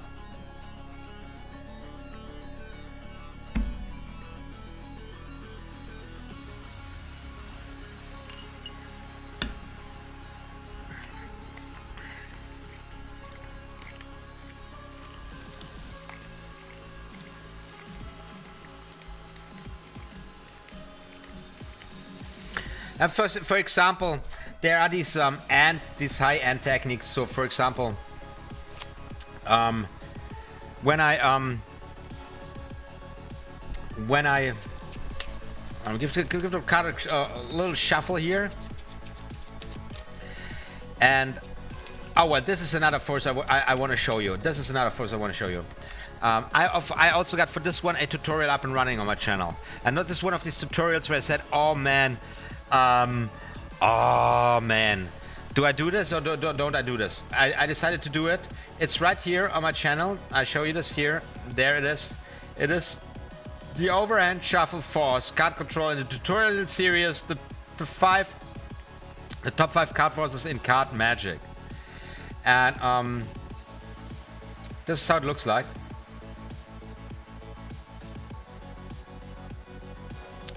This is how it looks like. So once again, I'm shuffling the deck, okay? And we got just to make it a little bit, we got a 4 of spades on top, and we got a 8 of diamonds. And I would say I'm aiming for what am I aiming for? I'm aiming for, I don't know. Let's say the 9 of hearts, okay? And what I would do, I would shuffle the cards and I would have a spectator stop me at any point right there. The spectator would stop me right at the 9 of hearts. Wow. This is absolutely cool. And especially when you say, Scott Clark, Scott, you're new to Magic. There's so much to learn. There's so much. It can be extremely overwhelming. On my channel page you will find tutorial series that really help you out. You will find a tutorial series, let me show you this on my channel here. So going to my channel, on my channel page you will find card magic basics. These are the complete basics. How to hold a card, how to square up cards, how to spread cards. Then there is this no limits of control, this tutorial series on how to catch a pinky break and how to control a card, how to use a pinky break to control a card. And then there are more tutorial series on the card forces, on the shuffle cards, and on the false cutting cards, and on flourishing cards. And these are all basic fundamental techniques, and I do highly recommend to get you started when you're a beginner with false cutting technique, with these 3 false cuts, and with the overhand shuffle and the Hindu shuffle, because these are techniques that are very easily embedded or easily turned into very, very good application and working tools. As a matter of fact, the book The Royal Road to Card Magic, the book on magic for card magic, features both shuffling techniques, gives them a lot of time, and as a matter of fact the book starts with the overhand shuffle and then with a lot of awesome tricks right there. And you see, when you once mastered the overhand shuffle, you can use the overhand shuffle not only for card control, for catching a pinky break, but also for forcing a card. And basically you just need this one thing and you got this whole universe at range. Of course, at first you are a little limited, or your performance is a little one-dimensional because you're just using the one thing, one or another. But while you're getting into performing with the basic effects, the fundamental effects you create with these fundamental techniques, you can build up a much brighter repertoire of card handling techniques. Yeah, haven't said this to you, but also to everybody who's getting started with the art form. That's the way, that's the royal road, you know, that's where we're heading at.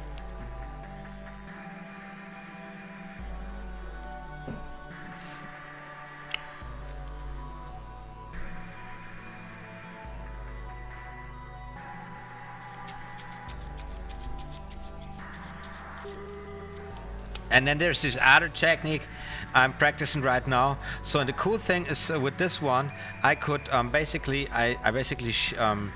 dealing down the cards, and a spectator could stop me at any position. I don't really care.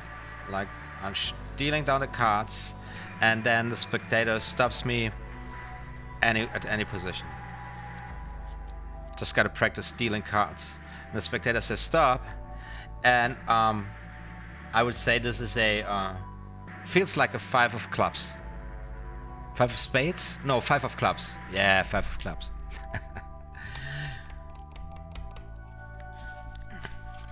So you can even force a card dealing them. I think this should be established by now. There are so many different forcing techniques. It's insane. It's just insane. I'm very happy today with the stream quality. We are having good stream quality since we're getting started here, with pretty much 10 folks staying with us all the time. That's really cool. Or respectively staying with me. Or we are 10. So, what about the anybody of you Game of Thrones fanatics or fans?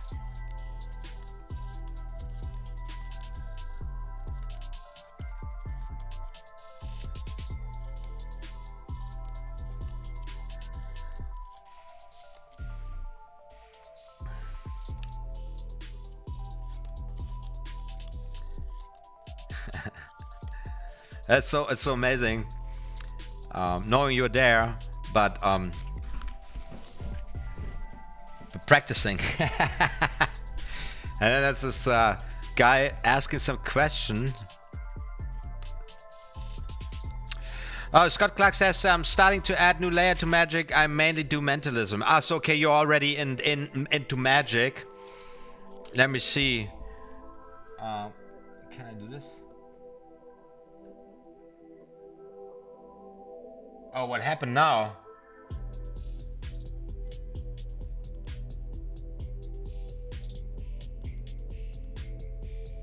No, I'm still okay. I'm still okay.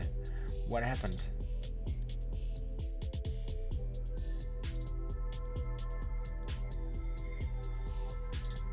Uh-huh. Let me try this. Woo! Okay, I'm back with you guys. Just wanted to check something out.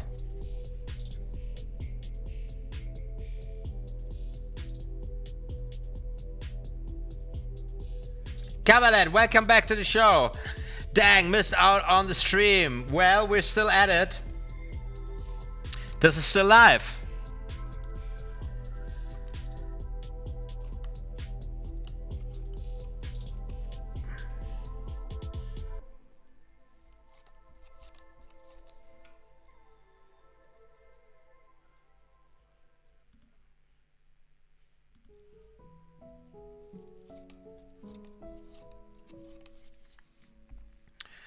But I probably will not do this today for 3 hours. This is just, I just can't do this for 3 hours today.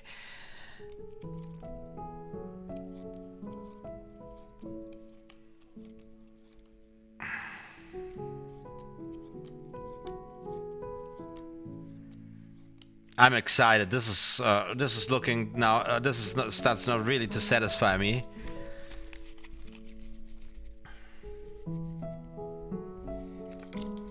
But I have the weird feeling that today's stream went down with a huge delay.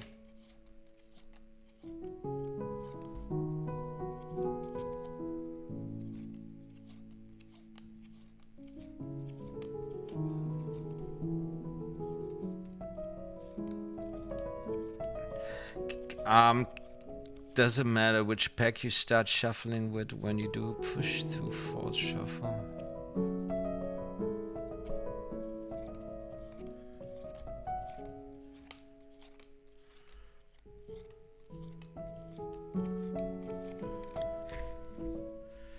I gotta consult a book here to your question.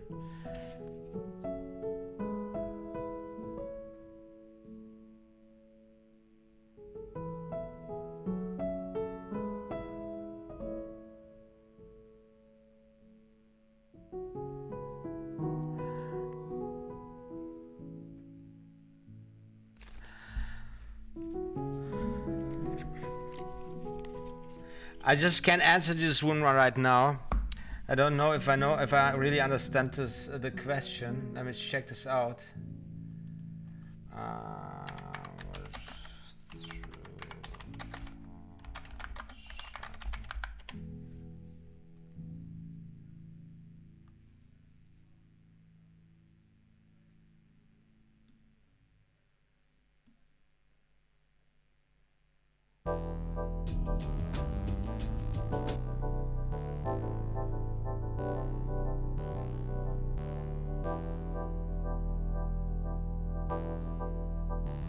I've just been watching the...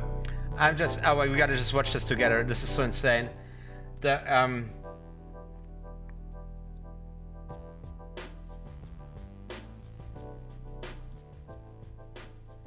This video by Dan and Dave, the handling is so insane.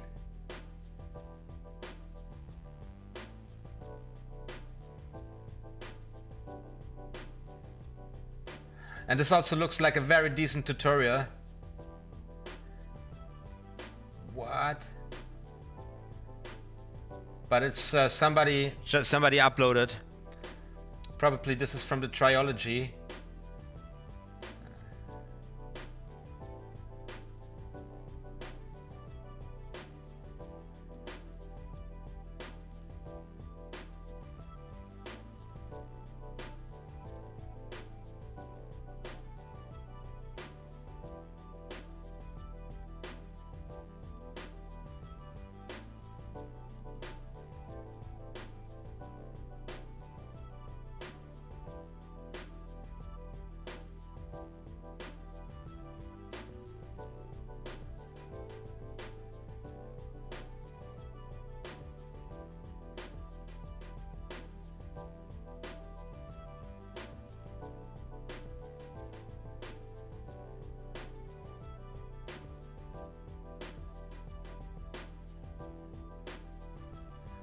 Yeah, well, I've just watched a tutorial by Dan and Dave, and they got a really absolutely insane handling for this one.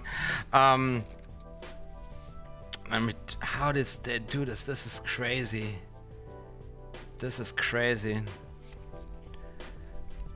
I do the old version by Dave Vernon, I guess, popularized or made famous or taught, and therefore become famous. So yeah, for me it is, I wanted to do a tutorial on this one, cabaret. For my left hand, I start with my left hand, I shuffle down a bunch of cards, then I shuffle them all in, and then I let the last card dropped in, and then I swing them in, and then from here, as I just see, there are very many different techniques to do the push through. I usually do it like this, not like this, sorry, and then like this. But I've just seen a very interesting other handling here, which I just didn't really quite understand what this is. I gotta get into this. So thank you so much for the question. So to answer your question, quick question, does it matter which pack you start shuffling with when you do a push through felt shuffle, and which pack you end with? I mean, which hand do you start shuffling with, the left or the right? I believe this is up to you, where your dominant hand lies. My dominant hand is the right hand, so I separate the packages with a slip cut, of course, to get full control of the deck, like this, and then I do it like this. So the left package starts falling, the right follows, and the top card of the right package is the last to go, idealistically. And then I do it like this.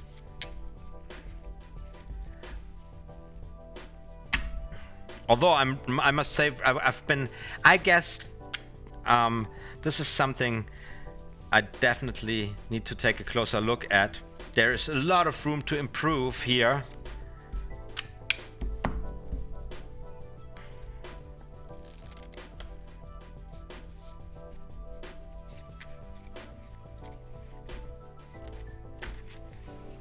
I hope this answered your question, mate.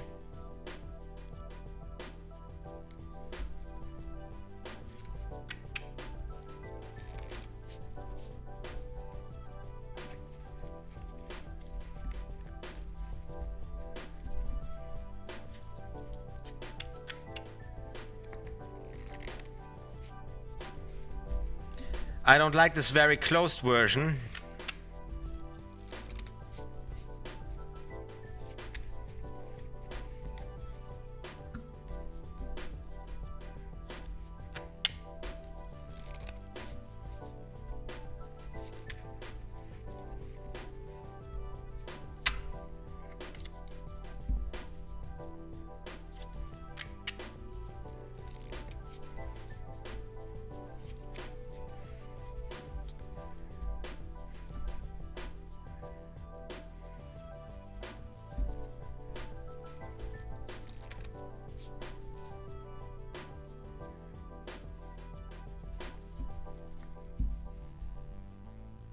Yeah, I just realized this. This is this version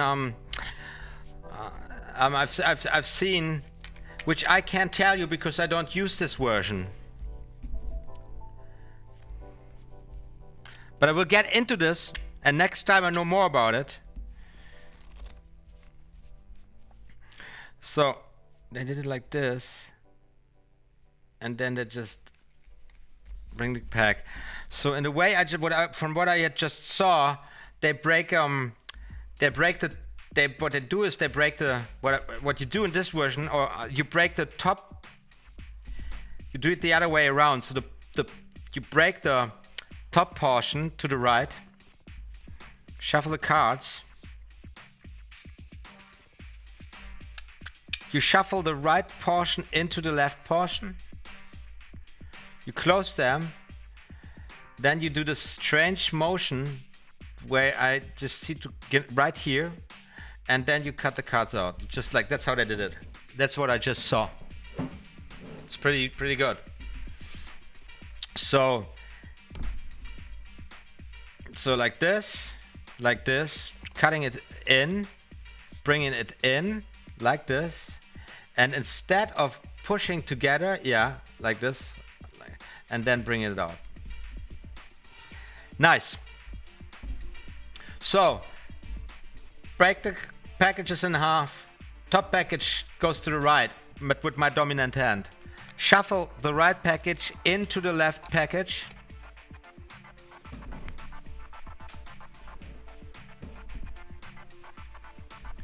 Push both packages align. Simulate, pretend to push through and then separate them.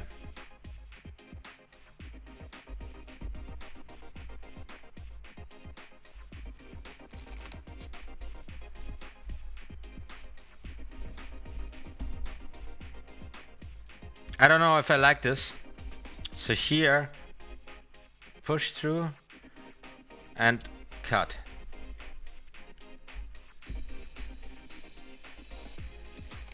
They're doing this in a very, very rapid motion.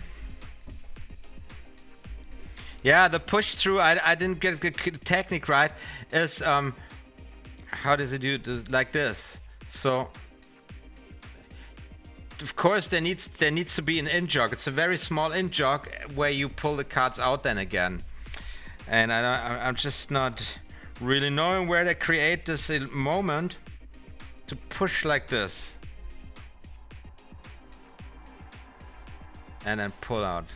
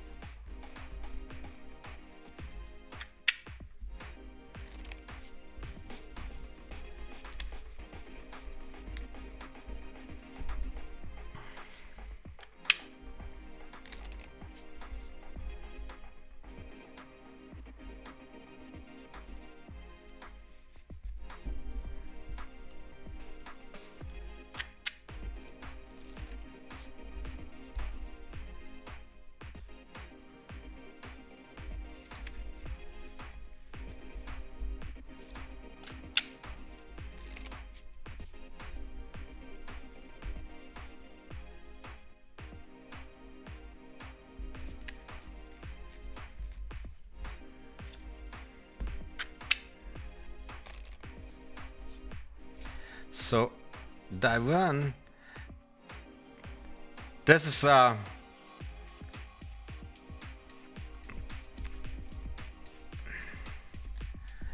by, I believe, the Vernon version, where you would really see the packages go together.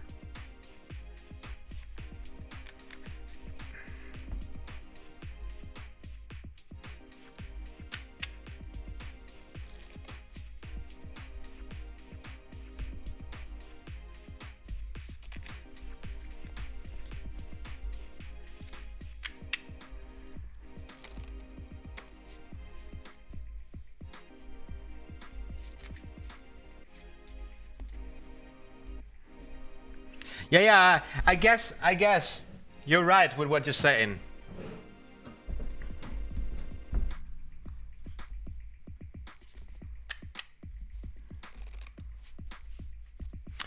You get a little bit into this.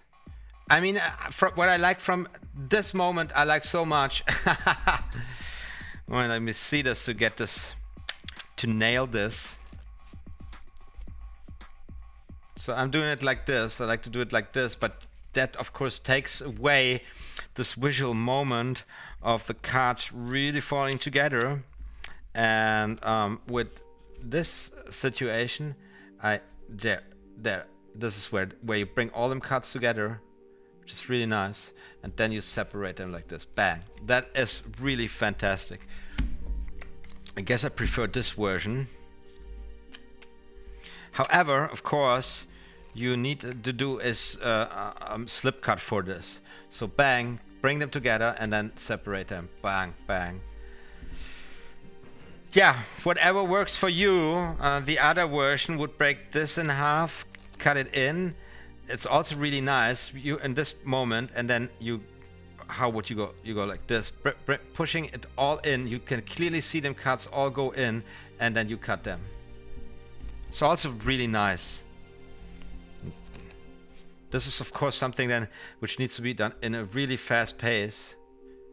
Boom, it goes together. Like this looks at it, and then it goes out. Really nice. Of course, this is just my first attempt at this version, so I would really study it more, you know. But this is also very, for laymen, no difference there.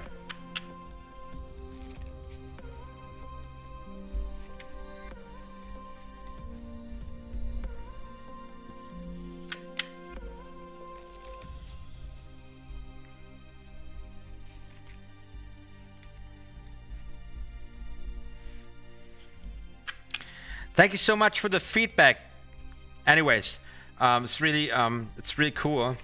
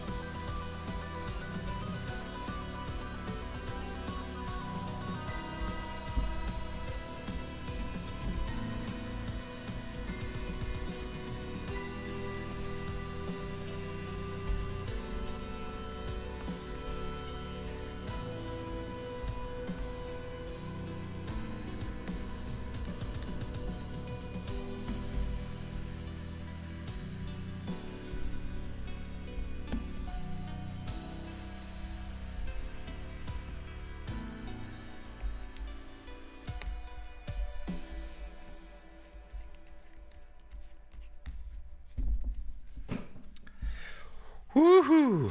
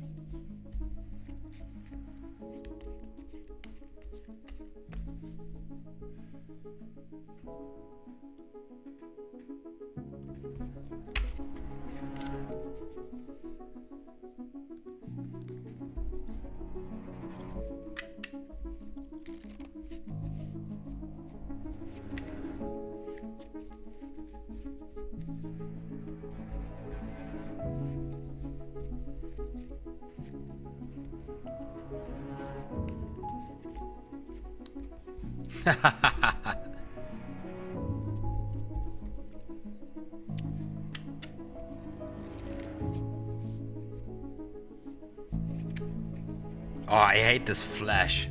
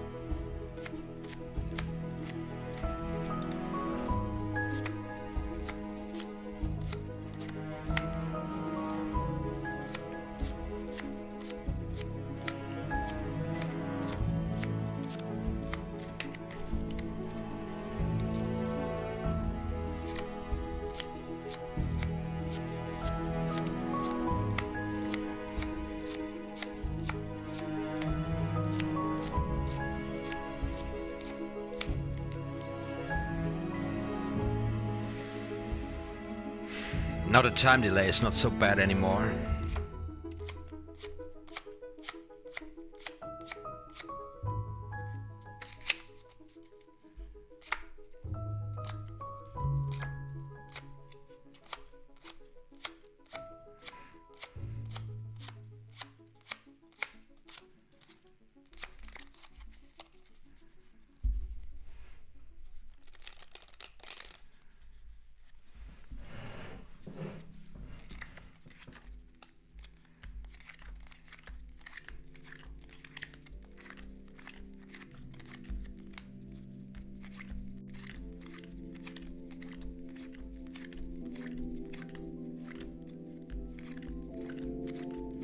So is this how we're spending our Walpurgis now, shuffling cards? This is how I spend my Walpurgis now, man. Yeah, man.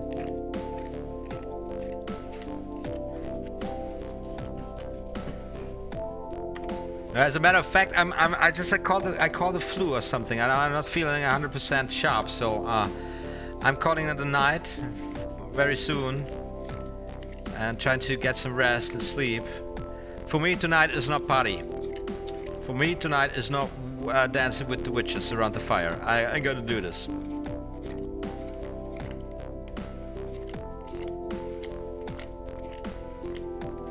As a matter of fact, I was thinking the same just a few seconds ago, so this Ricky's comment resonates with me. It's like pathetic.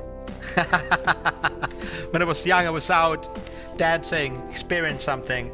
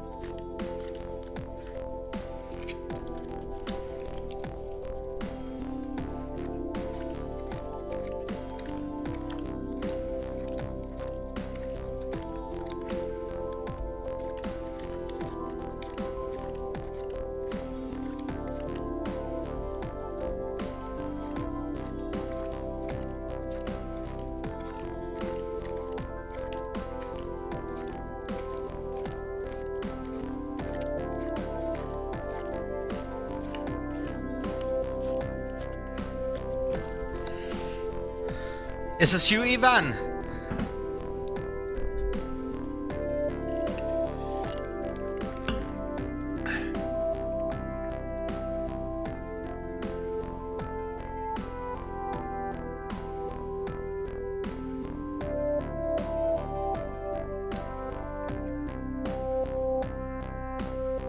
So Flying V just lets us to know that he's practicing an attempt on a push-off double lift, if that can be a comfort.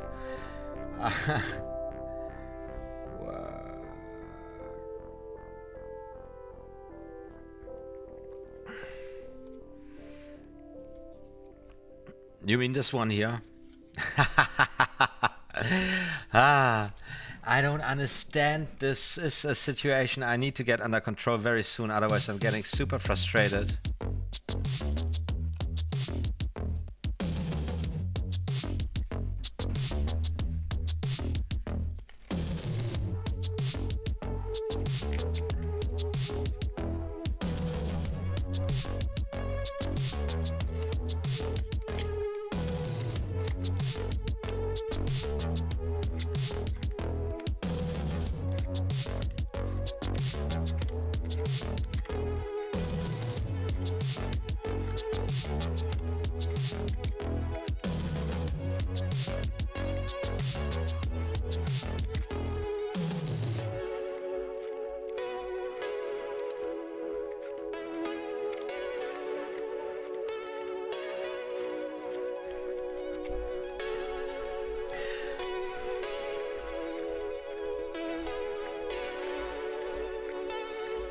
By the way, everybody, we are going to do this again.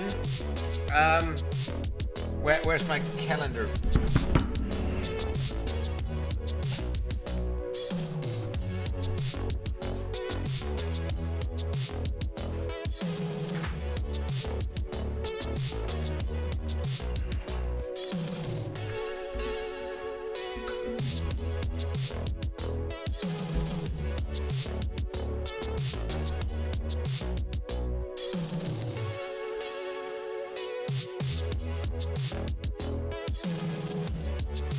Are you kidding me?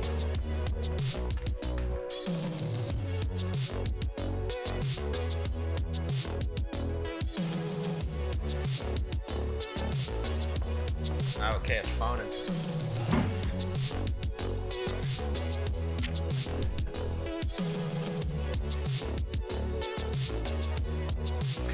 It's supposed to be on the 7th, guys.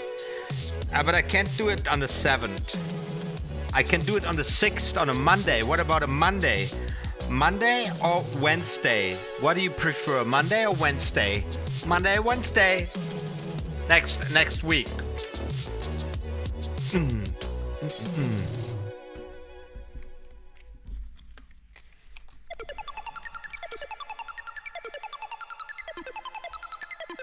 So,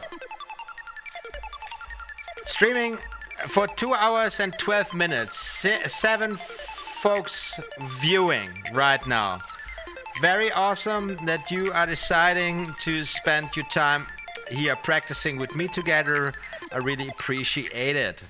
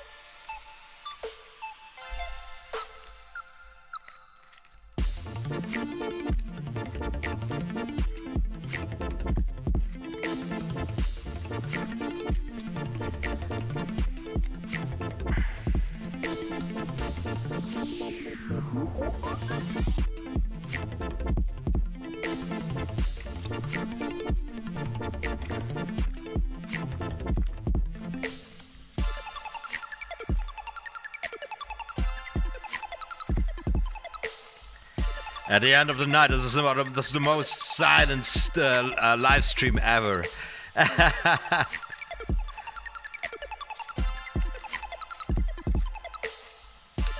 I just realized there's something on YouTube. I don't know if this is still a thing, but usually females kind of some sexy voices, and they're just whispering in the microphone. So all they do is sit there and they whisper into the microphone. And they have millions of views just whispering something with their sexy voices. And I was like, Jesus Christ. I am trying to create content, context. And they are just sitting there with their teenage titties whispering into the microphone and making thousands of dollars of ad revenue by just whispering into the microphone.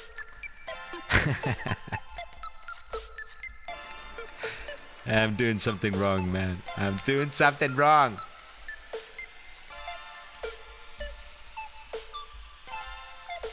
Yeah, even no problem. I was just a lucky guess, you know. I just can't I can never read. I can't read your name, you know. It's like Chinese for me, you know.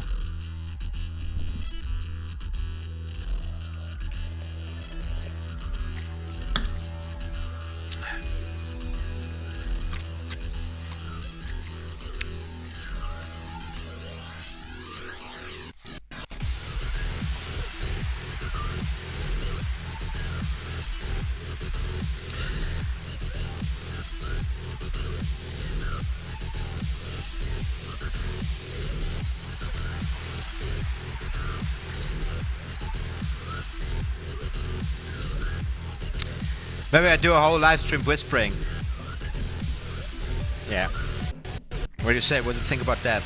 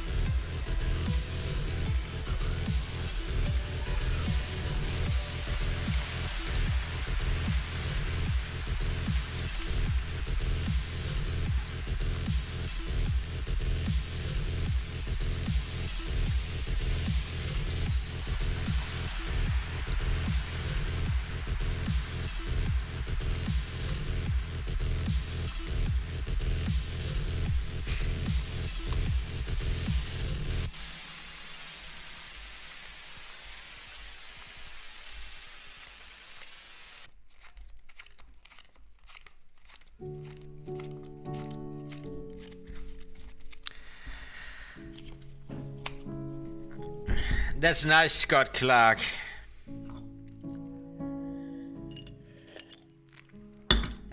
Some things are just too dumb to be true.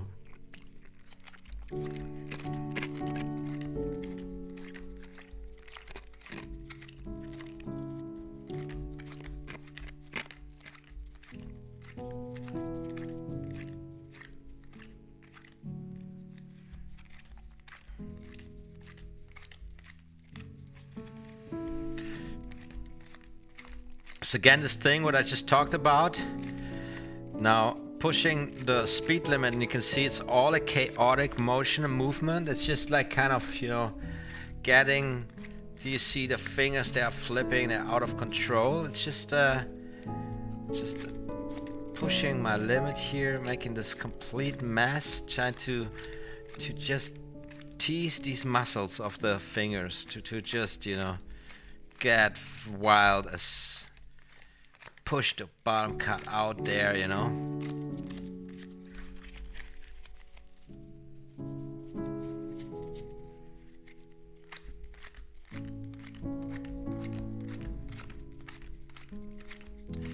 Ivan, I'm from I'm a German. I was originally born in the city of Cologne in Western Germany, but now I'm living since the year 2000 in Berlin, which has changed a lot since I'm living here. Which city are you from?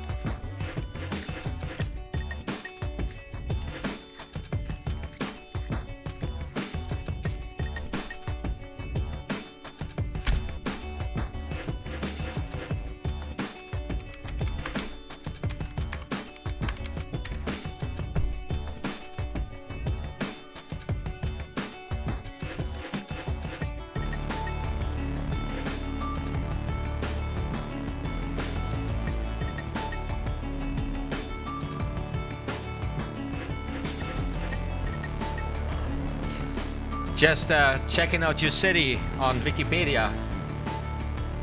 Right now, internet is super low.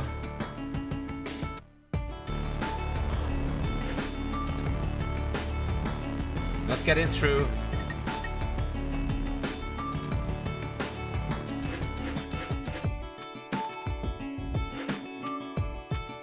It says Samara is one of the major industrial cities in Russia and has a multi-ethnic population. That sounds interesting.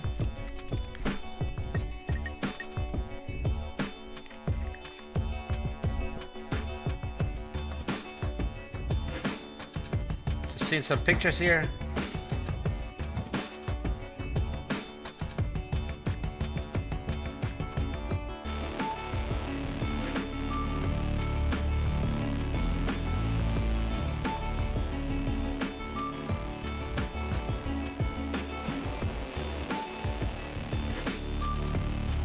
It's one of the real big cities in Russia. Samara, land into a river. Founded in 1586. Did you know that about your own city? And it has a city status since 1688.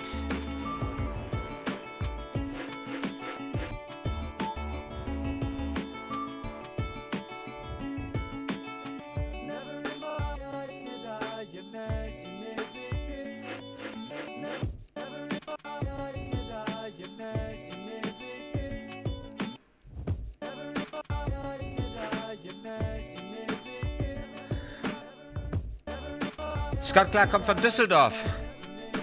In Deutschland.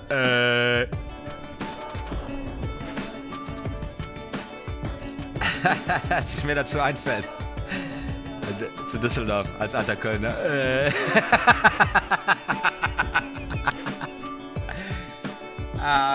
Okay. 1,160,000 population, Samara in Russia. Crazy. Crazy, crazy, crazy.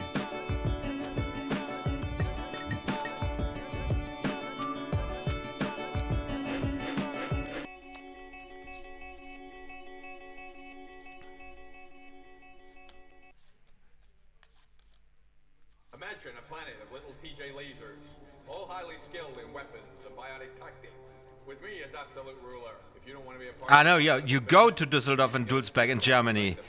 Scott Clark, Bournemouth. Yeah, I know, man, you guys, this is always a challenge because my geographics are... I know nothing about the world. I know I am an Americanized German. Oh man, I'm getting so tired right now. Ah, okay, I see. You're British.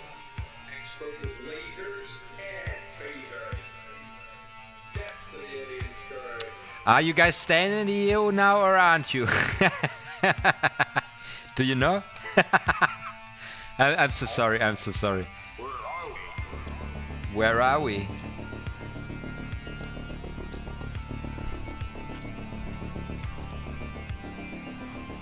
lasers and phasers.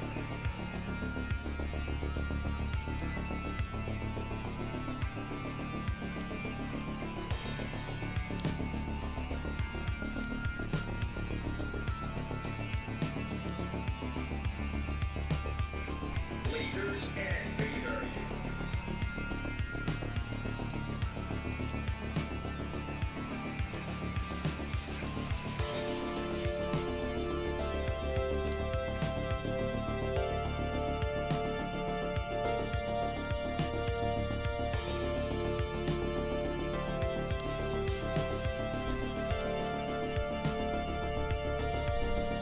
Yeah, we're having a terrible delay.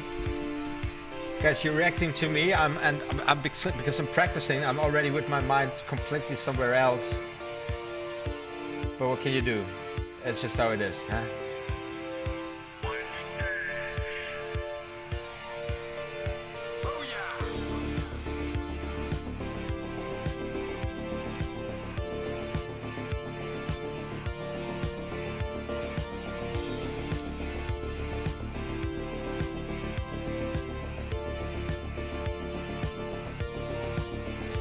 Jalen Gardner's back.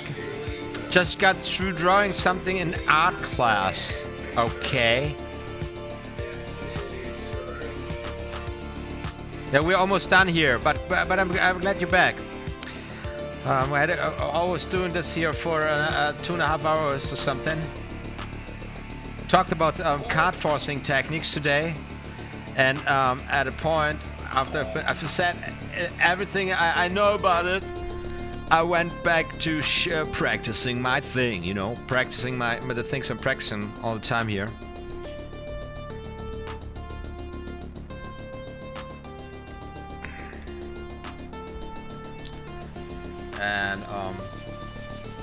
So this is slowly going to an end, but nonetheless, take a deck of cards out, so practice with us for a little bit more.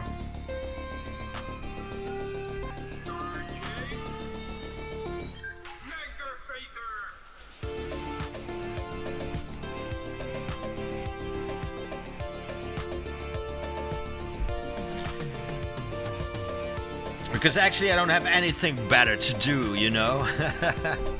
I'm a little sick today. I hope I'm not completely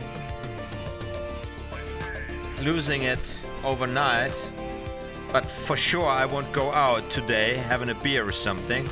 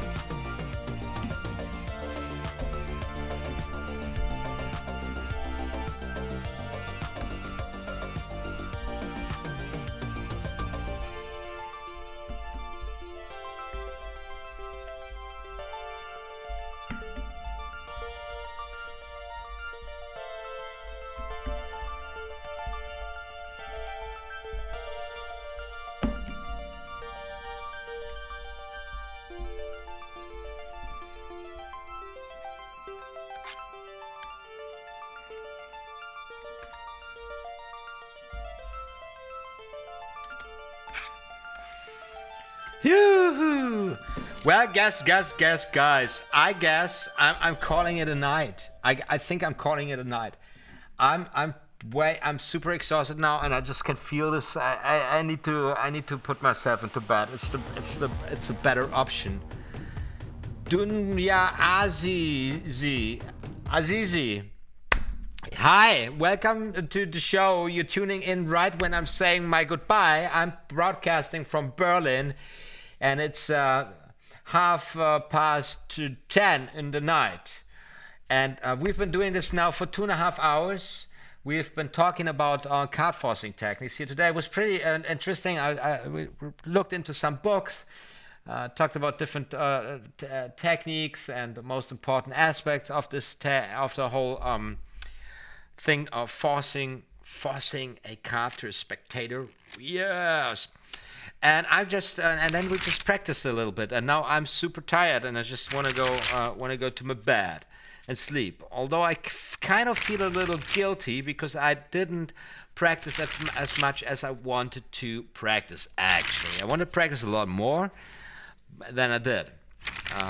The spring, the mother of all them flourishes. Loved it so much. This isn't beautiful, and this is the sound of the ruffle. Yeah. Make it like this. No, didn't sound good. With the ruffle. Jack. So, everybody.